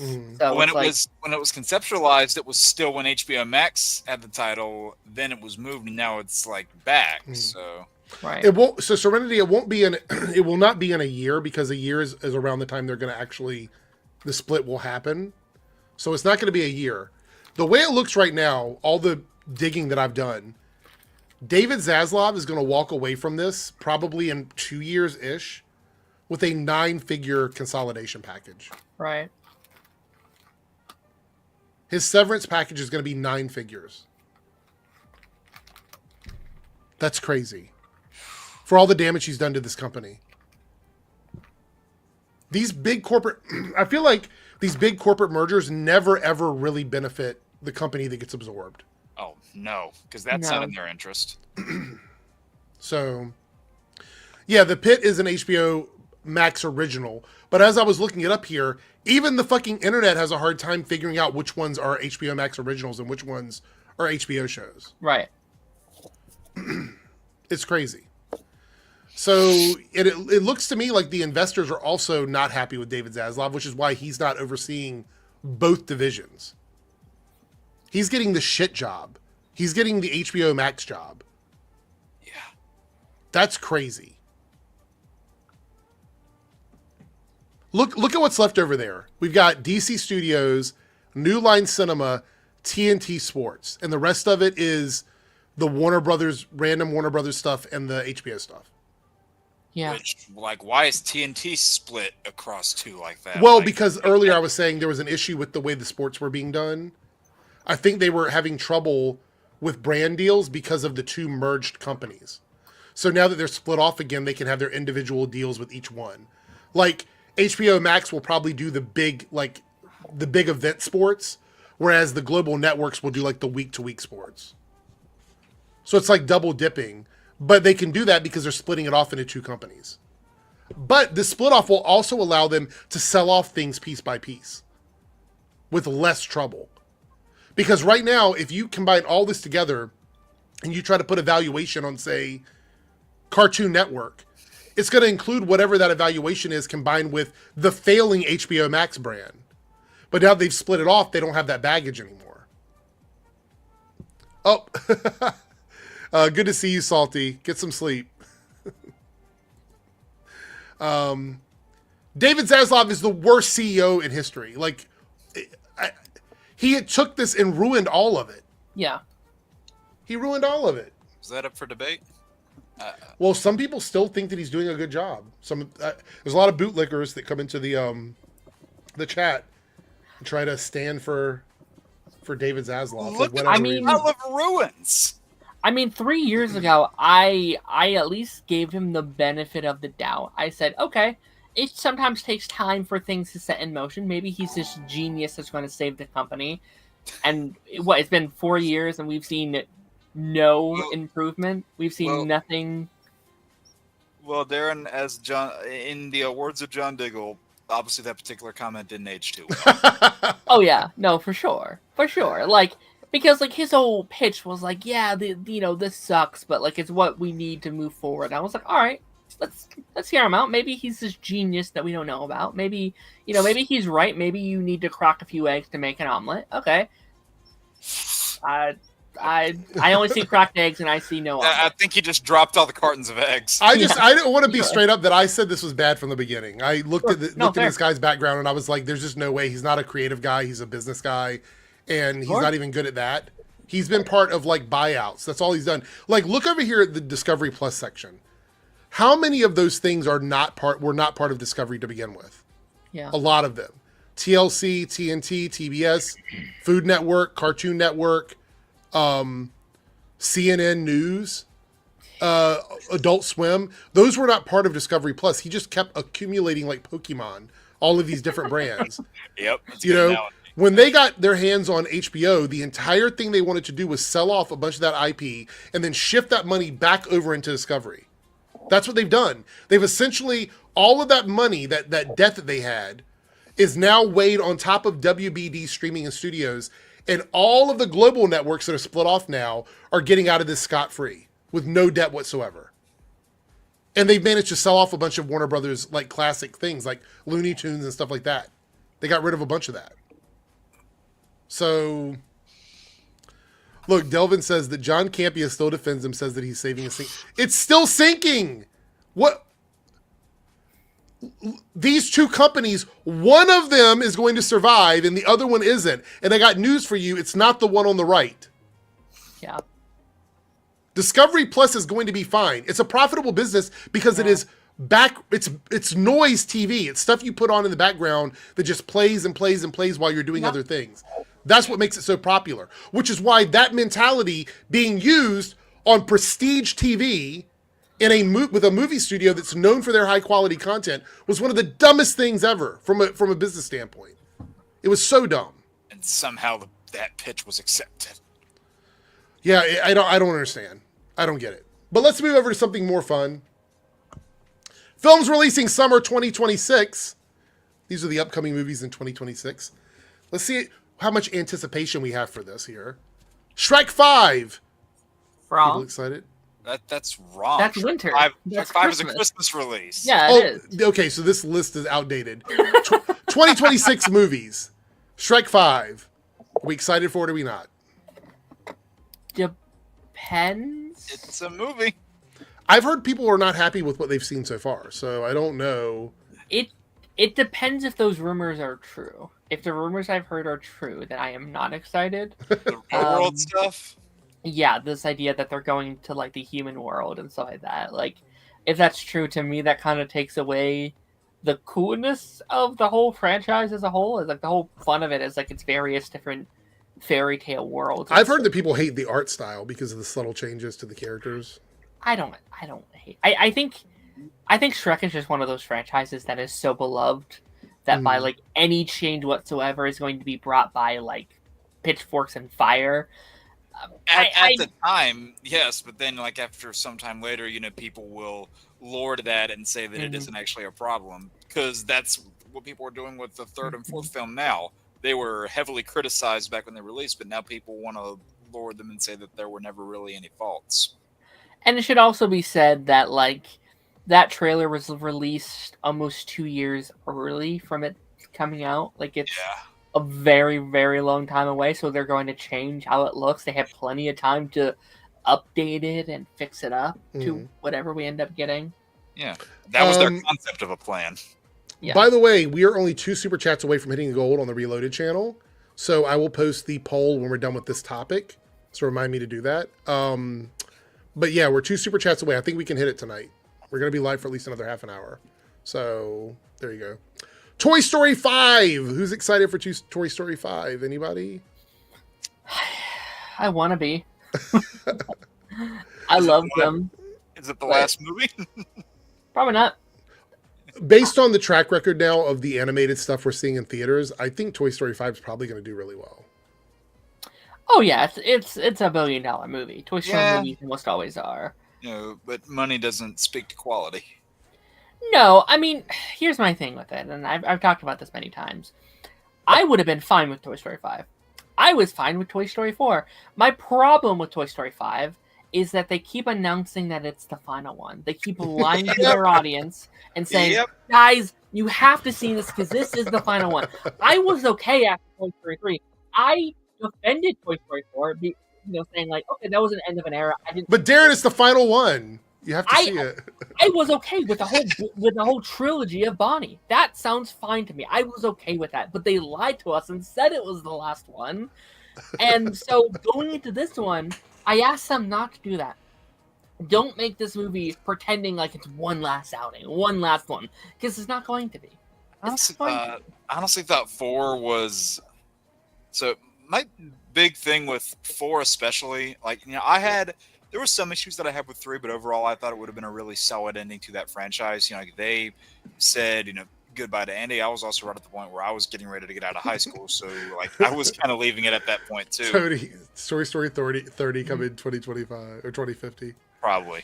But the thing that really bothered me with 4 is, so imagine this right here is like the arc that mainly Woody has for these films. Like this is where he ends at with Toy Story 3. this is what happens with Toy Story 4. Ends exactly there. Like, it was the same exact lesson that had to be relearned of letting go, and it that annoyed me. And like, I don't want to see just another excuse to have these characters that people really like, only to tell the same kind of story again. And especially now that Woody has been separated from them, it's just going to be another thing that brings them back together until.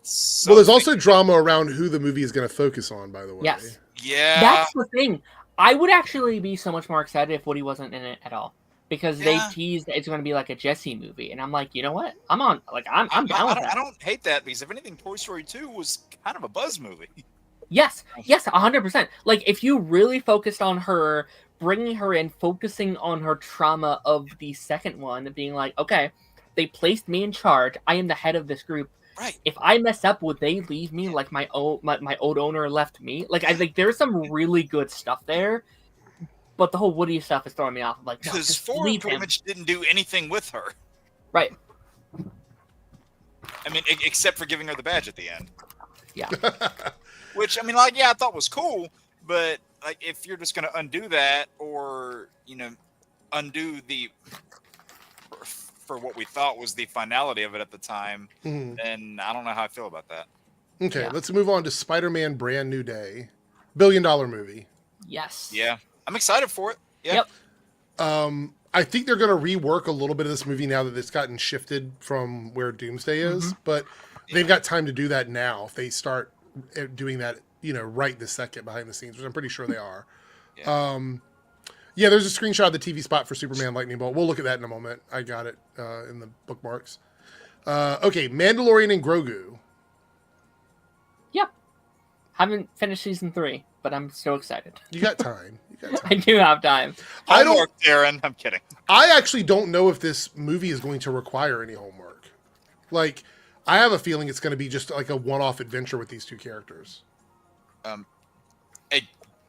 Yeah, sorry, I was just reading Darth's comment. Yeah, fake news. It's like people are just making stuff up for clout, so don't believe anything you see on that. Oh, yeah. Spider-Man news would be big. It would be a big deal if it were released or whatever. But yeah, I think this might be a one-off story with these two characters that doesn't have any connection to anything in the show. And I wouldn't mind it being a self-contained story. I actually think, so Darren, going all the way back to what we were talking about earlier with like the DC universe or whatever, I wouldn't mind one-off stories with characters as long as their established growth carries over from movie to movie. Yeah. You know what I mean? Like, whatever they learn and grow as a character carries into that next story. I wouldn't mind if each one was like a one-off sort of like adventure with the characters. That I wouldn't have an issue with. I am wondering though, because like I know we've heard that this could be like the ending of this current like era of Star Wars, the like Mandalorian, Grogu kind of like little world that they've built in over on the Disney Plus side. Isn't there another season though? I honestly don't think so. Oh, that's interesting. It could, but I think Bob Iger when he came back in, and he's like, okay, what are our most profitable things coming up? And he's like, well, we have Lilo and Stitch, and it's like, that's on streaming. Get that on the big screen. Okay, well, we got a Moana TV show. Get that on the big screen. What's our biggest thing for Star Wars? Well, it's Mandalorian, or like, that's another streaming show. Get that on the big screen. Like, I think he made a conscious choice to get all their biggest franchises on the big screen. I actually think it's interesting to me that they're taking a risk on this as a movie anyway, considering the negative return they've seen from taking TV shows and putting them in the films. Like, yeah, but Grogu is one of their most 100%. profitable You're right. brands of all time. Yeah. No, you're absolutely right. I just, this is the first Star Wars movie we've gotten in a long time, and it's going to be interesting to see how much money it makes in the box office. Agreed. I'm wondering, hold on, I'm just curious. Let me double check this. I honestly think this is in a very similar spot to Lilo and Stitch, where I think people who don't even like Star Wars like Grogu. They have Grogu tattoos and Grogu, like plushies backpacks, and backpack. Yeah, the kids love this guy so much. Like, it is because like Yoda is arguably one of the most iconic like pieces of like fictional characters. The movie only cost $140 million. Yeah, it's not a super expensive. And that movie. means it's going to be so easy to earn it back. Yeah, and plus this is like, what is this, a May movie? So it's like. May. Yeah, so like it's peak blockbuster season. has a cute little animal people like. It's the first Star Wars movie. You know what I think? And with Avengers being moved now, Disney's not having to compete with itself. I actually think if this movie at that price point, it seems like a test. Like, can we release a movie around this price range and still get a big return on it? Because, say for example, if say Thunderbolts was a $140 million movie, right? They'd be extremely happy with the box office. Yeah. Thunderbolts. Oh yeah. Right. So I think it's interesting to see if they're going to play around with these budgets for these films to see what they can do in terms of like saving money long term with their productions. And I have no issue with that. If it means that we're going to get more superhero and fandom content because they're able to like make the box offices more manageable, I'm good with that. All right, Supergirl, Woman of Tomorrow. Do we need to wait to see Superman first before we make up our mind about Supergirl, or? No, I'm excited. I am worried about the box office though. And like in a really, really busy month or a busy summer, because what comes out the same month as Toy Story? Yeah, pretty sure. Story, because and it's then June. Yeah, and then a couple weeks later we Spider-Man. Like, I guess it depends on the budget. Like if it's like $100 million budget or something. No, it's 200 million. It's 200 million. Ooh. Yeah, I'm a little concerned about that, but I'm excited. I think it's gonna be good. I mean, I don't think we have anything to suggest that it's gonna flop yet. So I don't think anybody needs to jump to this. I actually think that after the Doomsday and Secret Wars movies, we're gonna see a drastic change in the budgets that Marvel gives to their movies. Oh yeah. Because you can do. Like, look at what they were able to achieve with stuff like Deadpool in smaller budgets. Like, they don't need the big budgets. Like, you just don't need them. Yeah. So they could get away with a smaller budget, I think. Yeah, and granted, this was coming from a little bit of a different time, but look at what they did in the late '90s. They had a C-list character, they had a low budget, and they still made a really hit movie in Blade because they made a good movie. Yeah. Anthony, I do slightly disagree. I think you can make a cheap Supergirl movie, but you can't make a cheap Woman of Tomorrow movie. Does that make sense? A cheap Supergirl movie would have to take place on Earth. 100%. Yeah. Yes. But Woman of Tomorrow, what they're basing it on, that it's requires a very cosmic story. High visuals. All right, let's. We got Master of the Universe, last one. I'm kind of on the fence about this one. I don't know. I need to see more from this before. I need to see a trailer. I've seen set photos and they don't look great to me, but. So there are ways that you can make. It's kind of back and forth with the story because the whole thing, the whole basis for anybody who doesn't know. Oh no! I saw that too, Eric. I saw it the same time you did. Go finish what you're saying, Jake, and I have to talk about this, but go ahead. The whole thing is that she goes to an alien planet to experience alcohol effects, so that she goes under a red sun, doesn't have powers. So there's probably going to be a good chunk of the movie where you won't have to spend it on visual effects for her abilities. Anyway, sorry, what did you see? Okay, so Master of the Universe has Jared Leto as Skeletor. Yeah. And now, Jared Leto is being blasted on social media with like 9 different counts of like inappropriate conduct with women. Sorry, not funny, but... No, ironically, like... Yeah, because it's like, that's... Terrible situation, yeah. They don't want another Ezra situation, that's all I'll say. I think it's too late. I mean, the movie is well into like post-production now. I've been seeing people be shocked about this, but I was like, oh no, Tron 3 as well? I forgot about that. Oh my something else God. as well, I think too, right? Isn't he looking another Morbius 2? And I'm kidding. They keep casting him. I don't know why. He's very problematic. Like always. Everyone's like, I can't believe this. I was like, really? Really? It's been all look. Like, we've been down this road before. I don't like to say that someone definitely committed a crime if they didn't, because I feel like that's wrong. But 9 different allegations tells me that something must have happened. I don't know what it was. And even if it's not true, keep in mind, this is the kind of stuff that got Jonathan Majors kicked out of the MCU. Yeah. I am curious about He-Man, because I feel like you could probably fill in the gaps better than you could with the Flash, right? Because with the Flash, that was your lead character. He was 2 different characters, right? Like you literally couldn't have replaced them. With this, technically you could probably bring someone else in and reshoot some of the scenes depending on how much he's actually in the movie, right? Yeah, you Like, could. I don't know how much of a role he's going to have. You know, we've seen in various other things, sometimes you will cut things out and add like a CG something in to replace it. Not saying that's what I want. That doesn't sound like a good substitution.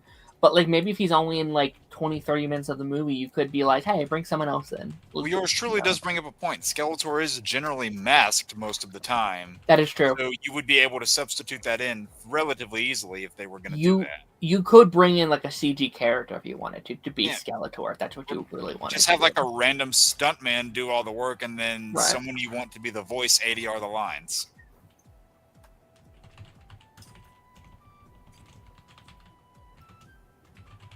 All right. Since we're only 2 super chats away from reaching the goal, and I have a feeling we're going to reach it, I went ahead and started the poll. Here are the options for the poll. Matter of fact, let me go ahead and drop this off the screen while we do this, because it's a lot. All right. All right. So we have ranking MCU storylines. So we'll be giving our favorite storylines from any MCU project over the years. And that could include an entire movie. If there's a movie where the storyline is the one you like. Like if you like Secret Invasion, you can say I like Secret Invasion storyline if you want to. If anyone votes for that, I don't know. Favorite MCU TV show characters. So just characters from the TV shows. Could they Whole have cast of Agents of originated S.H.I.E.L.D. in a TV show and then appeared in a movie? Yes. Yeah. Okay. Yeah. Okay. Worst live action DC heroes. So that could be any DC project over all time live action. And the next one is favorite 90s scary movie. So we'll pick our 5 favorite scary movies from the 90s, since everybody loves the 90s. So all we need is 2 more super chats at any price, any tier, I should say, in the Reloaded channel.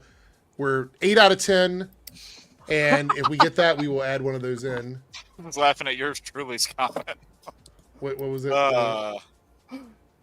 Oh gosh, Cecile. Maybe.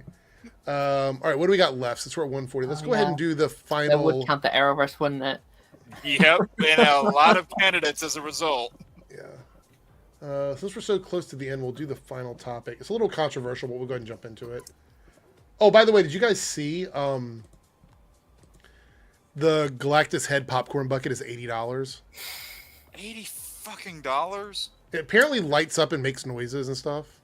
So. And it holds like 2 fists of popcorn. Like that's the thing with those popcorn buckets. It's like you spend all this money and they barely fit popcorn in them.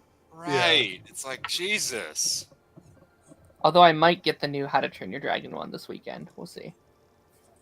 There was one that I was going to get, and then by the time I got to the movie theater, I just completely forgot about it, which was the one for Cap 4. I was going to get that one. And then as I'm standing there in line, I'm walking into my theater. I was like, oh, yeah, I was going to get that bucket. I was like, oh, well. Yeah, all Marvel shows count. The Netflix ones, the Hulu ones, the ABC ones, all of them count. Let's go. So if you guys want to see that, vote for it on the list and then tip away 2 more super chats and you guys can have it. $1 counts. $80, that's as much as Mario Kart. Ridiculous. Let's not even get into the whole gaming discourse. We might have to do a whole stream about games one day. Yeah, that might be interesting. I could go down a whole rabbit trail with that. Okay. Last controversial topic. I saved this one for the end because it's a very short clip, but I think we need to talk about it. So we did discuss the whole... that we're getting more cast announcements for the Harry Potter TV show. We're not going to go over all of them. Most of them are like kids that don't have a lot of Hollywood history and stuff like that.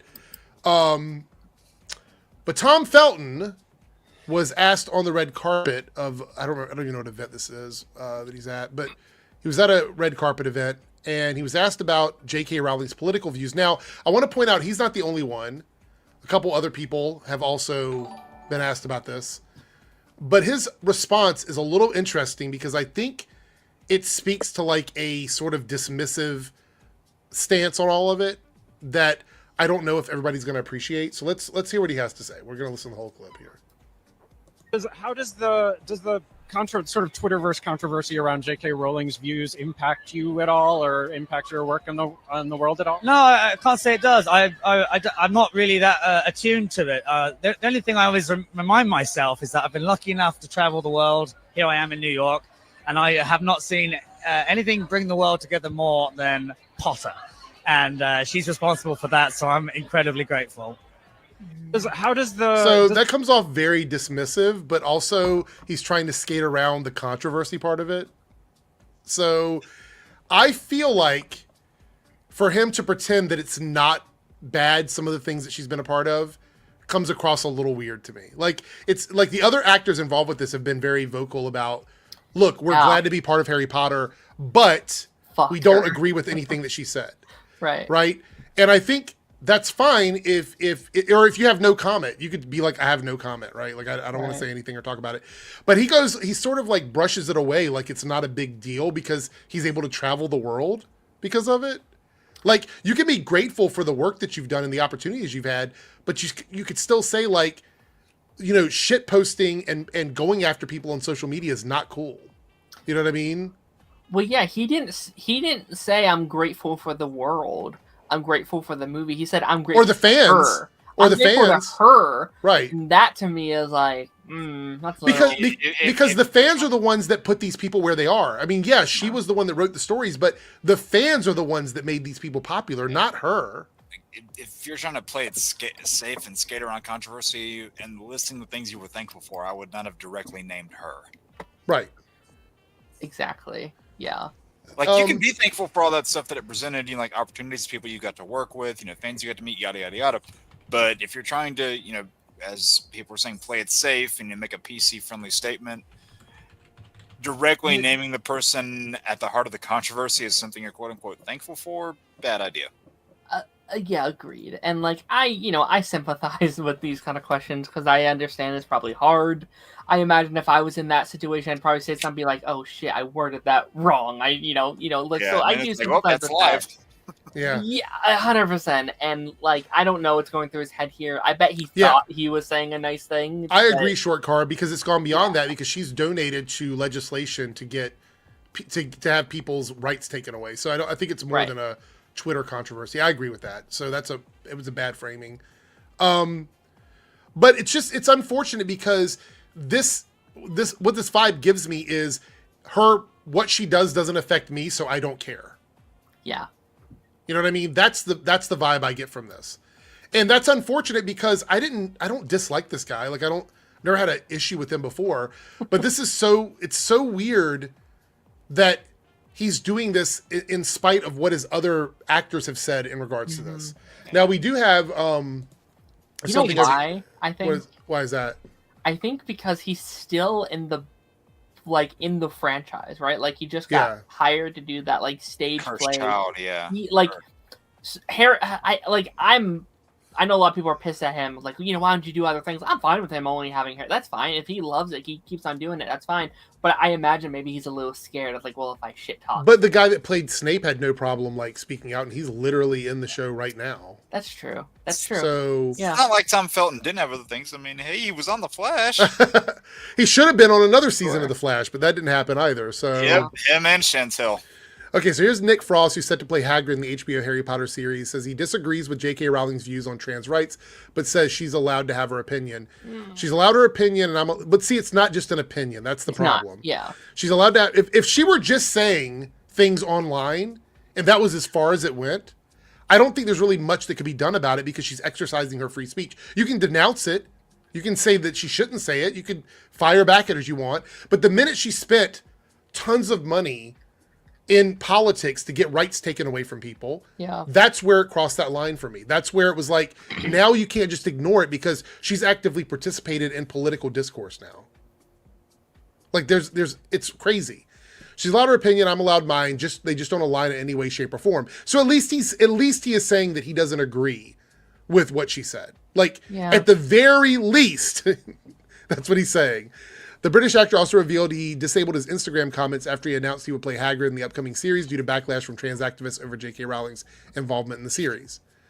I mean, if you're going to be aligned with something that she's connected to, this is what's going to happen. It's just, that's what's going to happen. Like, any actor is going to get that regardless of what role they're playing. Yeah, it doesn't matter if you're somebody that people love or you're somebody that people are confused about.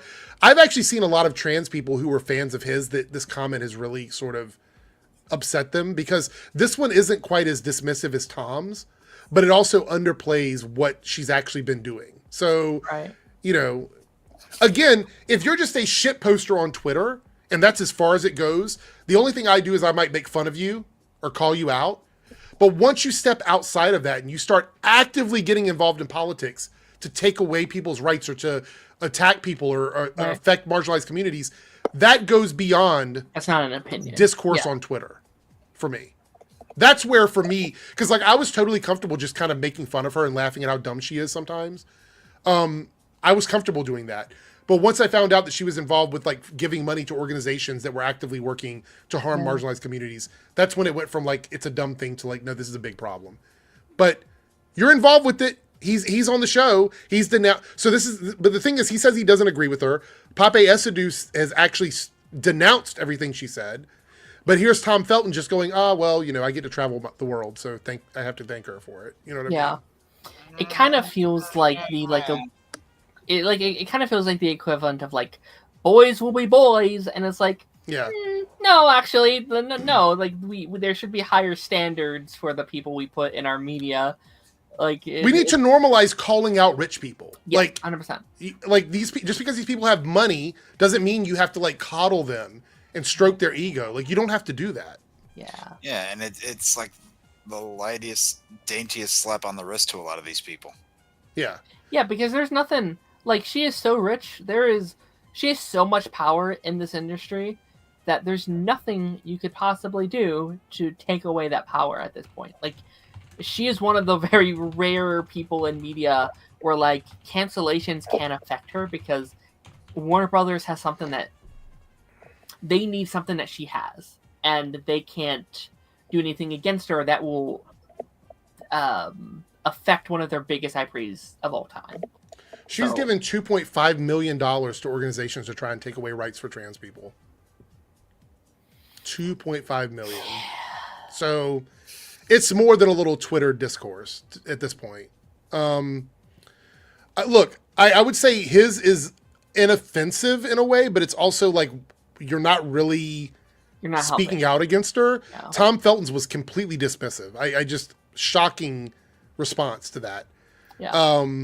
There's also a lot of people on YouTube now that are saying they've heard that Pape Esadou is going to get fired as playing Snape because of what he said about J.K. Rowling. She's already came out and said she can't do that. Like, not only would it be illegal to fire him for that reason, but he's also would get paid out for 8 years of contract obligations to Harry Potter, whatever his rate was.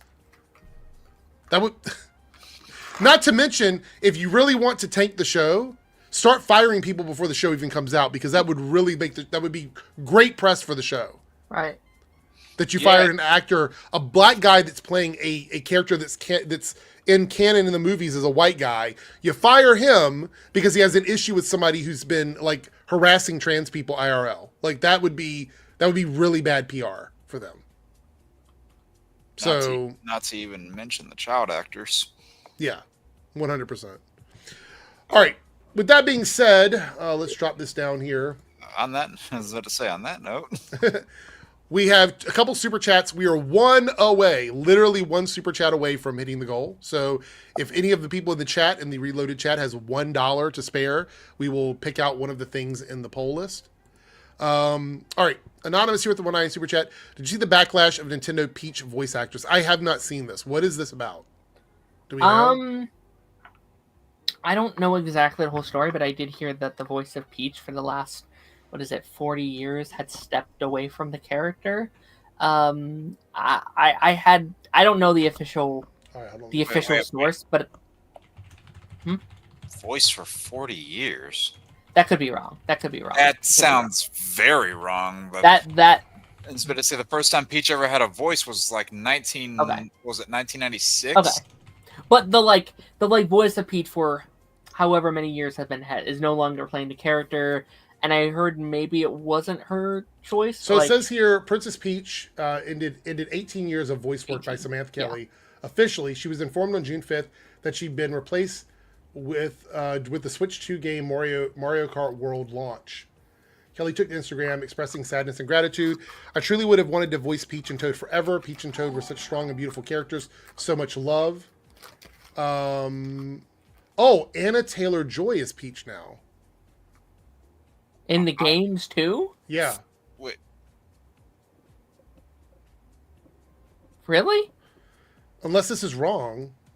please be wrong. And they afford her for all the games? It's gonna be a lot of voice work. Let me double check this. I don't know if she'd want to. This article might be wrong. Hold on. Yeah, that doesn't sound right. Yeah, I hadn't heard that, but maybe I'm wrong. Like, Okay, the rumor is it is going to be Anna because they have not announced who the voice actress is. Gotcha. But it's not going to be Samantha. Is it Anna or Anya? I keep hearing different. It's Anya, but I read it as Anna all the time. Anya Taylor-Joy. I can understand the backlash. That makes sense. I'm fine if she plays it like every once in a while. Like, I know Keanu Reeves is doing a game as Shadow in one of the upcoming games, but he's not doing it forever going forward, kind of thing. Yeah. Yeah. Victor, good to see you. $2 super chat. Hello, guys. Hello, Victor. Hope you're doing well. I love that the icons are bigger now. I can see the bunny. Their little bunny nose. South Texas Shark with a $2 super chat coming through to lock in that 10th super chat position in there. We won, guys. We did it. Give a shout out to all the people that super chatted in the stream. Remember to goon one out for the homies. Well, I mean, leave that one up to Paigey, I guess, at the end of the day. But we do appreciate you dropping the $2. So we're going to let you guys vote for another few minutes on the poll. If you're watching the Debunks channel and you'd like to vote on the poll, come over to the Reloaded channel, drop your vote, and let us know what you think over there. And I'm going to do my referral link one more time just because I want to. There we go. Anyway, I think that's it. What else did I have in the... Can you pull up title, the Jay Kong's comment just really quickly? Yeah, sure. I feel like there's a lot...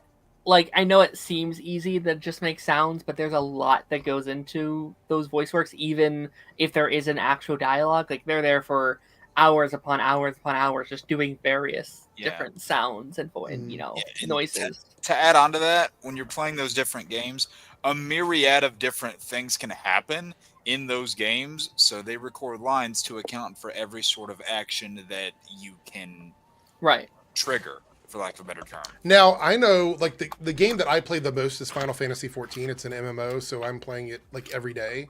When they do their expansions and stuff, the voice actors have to do things for, like, different responses. Right. So you have, like, options where characters will say things and they'll say different things. So they record lines for so much different dialogue. Some of it may get used, some of it may get thrown out. It really depends on the direction of the game.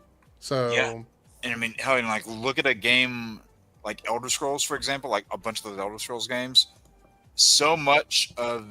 there's so much dialogue that is unused in those. Like out of all the dialogue that's recorded, I'd say, I guess just because I'm streaming this game right now, just use it as the example. Take all the dialogue in Skyrim, and I would say probably there's maybe 60% of that dialogue that gets used, 60 to 70%, whereas the other 30%, which is bigger than you might think for that example, there's so much of it that never gets used. That it's very deep in the game files because it was, part of like cut content, cut quest, scrapped alternate paths. It can vary a bunch of different ways. We also got a little bit of news on Eyes of Wakanda. I guess we can talk about this while we wait for the poll results.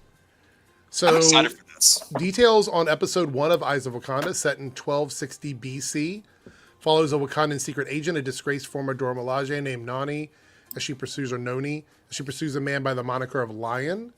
Lion has defected from the Wakandan Guard in order to run a band of pirates, has stolen technology from Wakanda in order to found his own kingdom. That sounds exciting to me. Yeah. This is 4 episodes, right? It's a 4-episode series. Yeah. The artwork looks really interesting. It's almost like a painterly version of What If to me. When does this come out again? When is this? November? I was gonna say it's like fall of this year, I believe. Yes, I think it's after Marvel Zombies. Actually, it's in August of this year. Oh, Is it? So yeah, Wait. and what's hilarious? I'm just looking at this first episode. It drops the day of episode 100 of Council of Creators. that's funny. We also got this shot here of Superman flying in the influencer angle, as I like to call it. Yeah, I've seen so many people complaining. They're like, "Oh, what is that around the eyes? You know, like, what is that there? Like, why are there dark patches around the eyes?" It's like maybe because he has fucking heat vision. Yeah, I think what will happen is it'll just heal up quickly after he does it. Is most likely what's going to happen. I think that's so funny to hear people be like, Superman can't get hurt. Henry Cavill's Superman died. Of course Tyler he can Hoechlin's get Superman died. hurt. Sure, Twice. yeah. It's like, what are you talking about? Right? It's like you just can't win with these people. You can't. You can never get it the right way. Where's this at here? There's another little thing that I thought Darren would appreciate. Let me find it. Where did it go? Actually, I'll go check here. Hey, Darren, we know what often comes after some of this, right? Fire. Oh yeah, that too. Let's see. Anyone gonna go see How to Train Your Dragon? That's exactly what I pulled Oh, up okay. over Read your mind. Yep. The Rotten Tomatoes embargo lifted for critics, and it's at 80% right now, which is a little bit under where the actual animated movie is. I think the animated is like 87, 88%, somewhere around there. First one? Yeah. Yeah, it's still pretty high. I mean, it's like in the high 80s. What's funny? Darren's gonna hate me for this. Oh no. I still have yet to see any of the animated movies. Wow. You guys are It's driving not me by crazy. design. I just haven't gotten around to seeing them. I've heard great things about them, though. I just haven't seen them. Darren, do you think it's going to go up or down with the critic score? Just speculation. Obviously, you haven't seen the movie, but like, probably down. I would assume. I think like what most people have seen it so far are the like social media people, right? There are a lot of those. I think from what I've heard, and this is kind of exactly me and you have talked about this a couple times actually. From everything I heard, and it was exactly what I thought it would be. It seems like this is a fantastic movie. But it seems like it's a fantastic movie because it's the exact same movie that came out right 15 years ago, which Yeah. is a masterpiece. And it feels like it's a very conflicting feeling for many people where it's like, yeah, this movie's fantastic, but it's fantastic because we literally just made the same movie right, again. and it's the same director, so it's basically Yeah. his baby. You know what I mean? Aren't they bringing what the hell's his name? Gerard Butler. Aren't they bringing him back to do his character? Yep. Yep. Yeah, I'm going to be very interested in how I react to it because this is one of my favorite movies of all time. I adore it to pieces, and I bet I'm going to have a lot of fun with this. I'm going to try and go into it, at least trying to shut my mind off and just enjoy the experience. But also, these are my least favorite kinds of movies. These are my least favorite kinds of reboots when you are rebooting it just for the sake of doing it, just because, it will make money, but we're not going to creatively do anything fresh and original with your IP. Like, say what you want about Snow White that came out this year. They at least tried to do a lot of new, impressive, and unique things with the story. This, to me, is like... Again, I haven't seen it. Maybe it's great. Maybe they do some big things I don't know about yet. But, like, it's just, hey, let's, that thing people love? Let's just put it back in theaters, but with a different medium. Is kind of what it seems like. Yeah, that makes sense. All right, Even so Beauty and the Beast that were really successful. They added in some new elements into that story, and some were well received, some were not. But it was still a successful movie. Can you pull up Chris' comments really quickly? I do want to touch on. I am really curious about How to Train Your Dragon 2 because I could see 2 doing more creative stuff with it. It's a much bigger story to adapt. Like, the first movie is a very straightforward plot. It's very formulaic. Where 2 is like, we have a war going on, and there's like millions of dragons, and there's death, and there's so much lore, and there's so much stuff you could, a lot of backstory. So I'm hoping at least if like this first one was like, okay, copy and paste, and I hope going into 2 and 3, they become more willing to make some changes or willing to expand on the lore and the stories that we didn't get Mhm. previously is my hope, at least. Okay. Well, Darren, that could very well happen as long as they don't encounter any hiccups. There we go. All right, let's see what everybody picked. We're going to end the poll. See where it's at. And here we go. What do we That get? was funny, damn it. I'm kidding. It was. I liked it. It was a me joke. Edging out favorite MCU TV show characters. We'll have to revisit that one next time. Ooh. Edging that one out is worst live action DC heroes. So we're going to put that on the board. Here. This should be good. I already got my list in my head mentally. All right. So this can be, let me set the criteria for this, okay? This is any DC hero that has existed in any live action DC property. So we could talk about like movies, you could do Arrowverse, you could do Smallville, you could do any of those. Any of those. Yeah, anything you want. But you have to explain why. So you have to give one reason why you think they're the worst, even if you have more than one, you have to give at least one reason why. So that'll be a lot of fun for sure. I'm sure 3Dub's already working on his list now. He's probably already got everything down. I'm gonna on pick paper. all Smallville characters. Just Yeah, you Just read for my 3Dubs. you read my fucking mind, Darren. Oh no! All Let's the do Smallville 10 Justice Smallville League characters. Oh no! Clark Kent, Lois Lane, Like Bart Lex Allen. Luthor. Bart Wayne. Allen. Oh no! Oh my god! So funny. Wait, is this? I have to ask this every time. Is this heroes or characters? Heroes. Okay. So Lex So- Luthor's off the table. Yeah, you can't do Lex, and not. And when I say heroes, they have to have like a secret identity. So can't be someone that's like you can't pick a character that's never worn a suit or never had a code name. So it You has to can't be do like a someone- Lois Lane or whatever. Yeah, unless she's ever been like unless she was in something where she was a hero. You know what I mean? Interesting. Okay. Okay. Sorry, I'm kind of like. I'm probably gonna dive into the Arrowverse a little bit. I I might do exclusively Arrowverse. To be honest. So I was thinking that, but I was like, you know what? Like I'm torn. It's like, do I want to do exclusively Arrowverse, or do I want to branch out to some ones that people might not be expecting? I might do a mix of I both. feel like this is one of those things where the pot is so big that we probably are not going to overlap with each other. However, favorite live action MCU TV show characters will come back in the next poll because I think that was very close to this one, so I feel like people might like that one. So I will say I do know one that's on my list already. It is not from Arrowverse. oh well, there we go. Look, Sam says the version of Robin from live action Titan show that said F Batman. Ooh, I forgot about Titans. Oh, there's a character from Titans that I could just. I'm gonna say I can that. do the whole cast. I'm gonna say it right There's now. so many characters from Titans. Oh my god, it's gonna be so good. Anyway, I want to thank Jake and Darren for being here. 3Dub for being in the chat, even though I couldn't send him the link, but I do appreciate him being here. With that being said, we're gonna do the non-awkward goodbye today, like this. Look at this. There we go. Actually happened. It worked this time. Thanks, Darren, and thank Jake. Go over and subscribe to Darren and Jake's channels. And I will be back on Thursday. And we've got some bonus streams coming up. So make sure you guys are tuned in for that or locked in for that. I do appreciate it. Check out my videos. I'm doing daily videos on the Reloaded channel now. There'll be a video every single day, Monday through Thursday. So definitely go and check those videos out. And if you're watching on the Debunks channel, you know how I roll. I do videos almost every single day over there, as well as tons of shorts.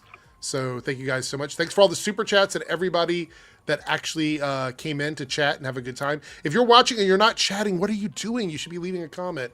All right, I'm out of here. See everyone in the next stream. That means Thursday. Thank you, Darren. Thank you, Jake. And see everyone next time.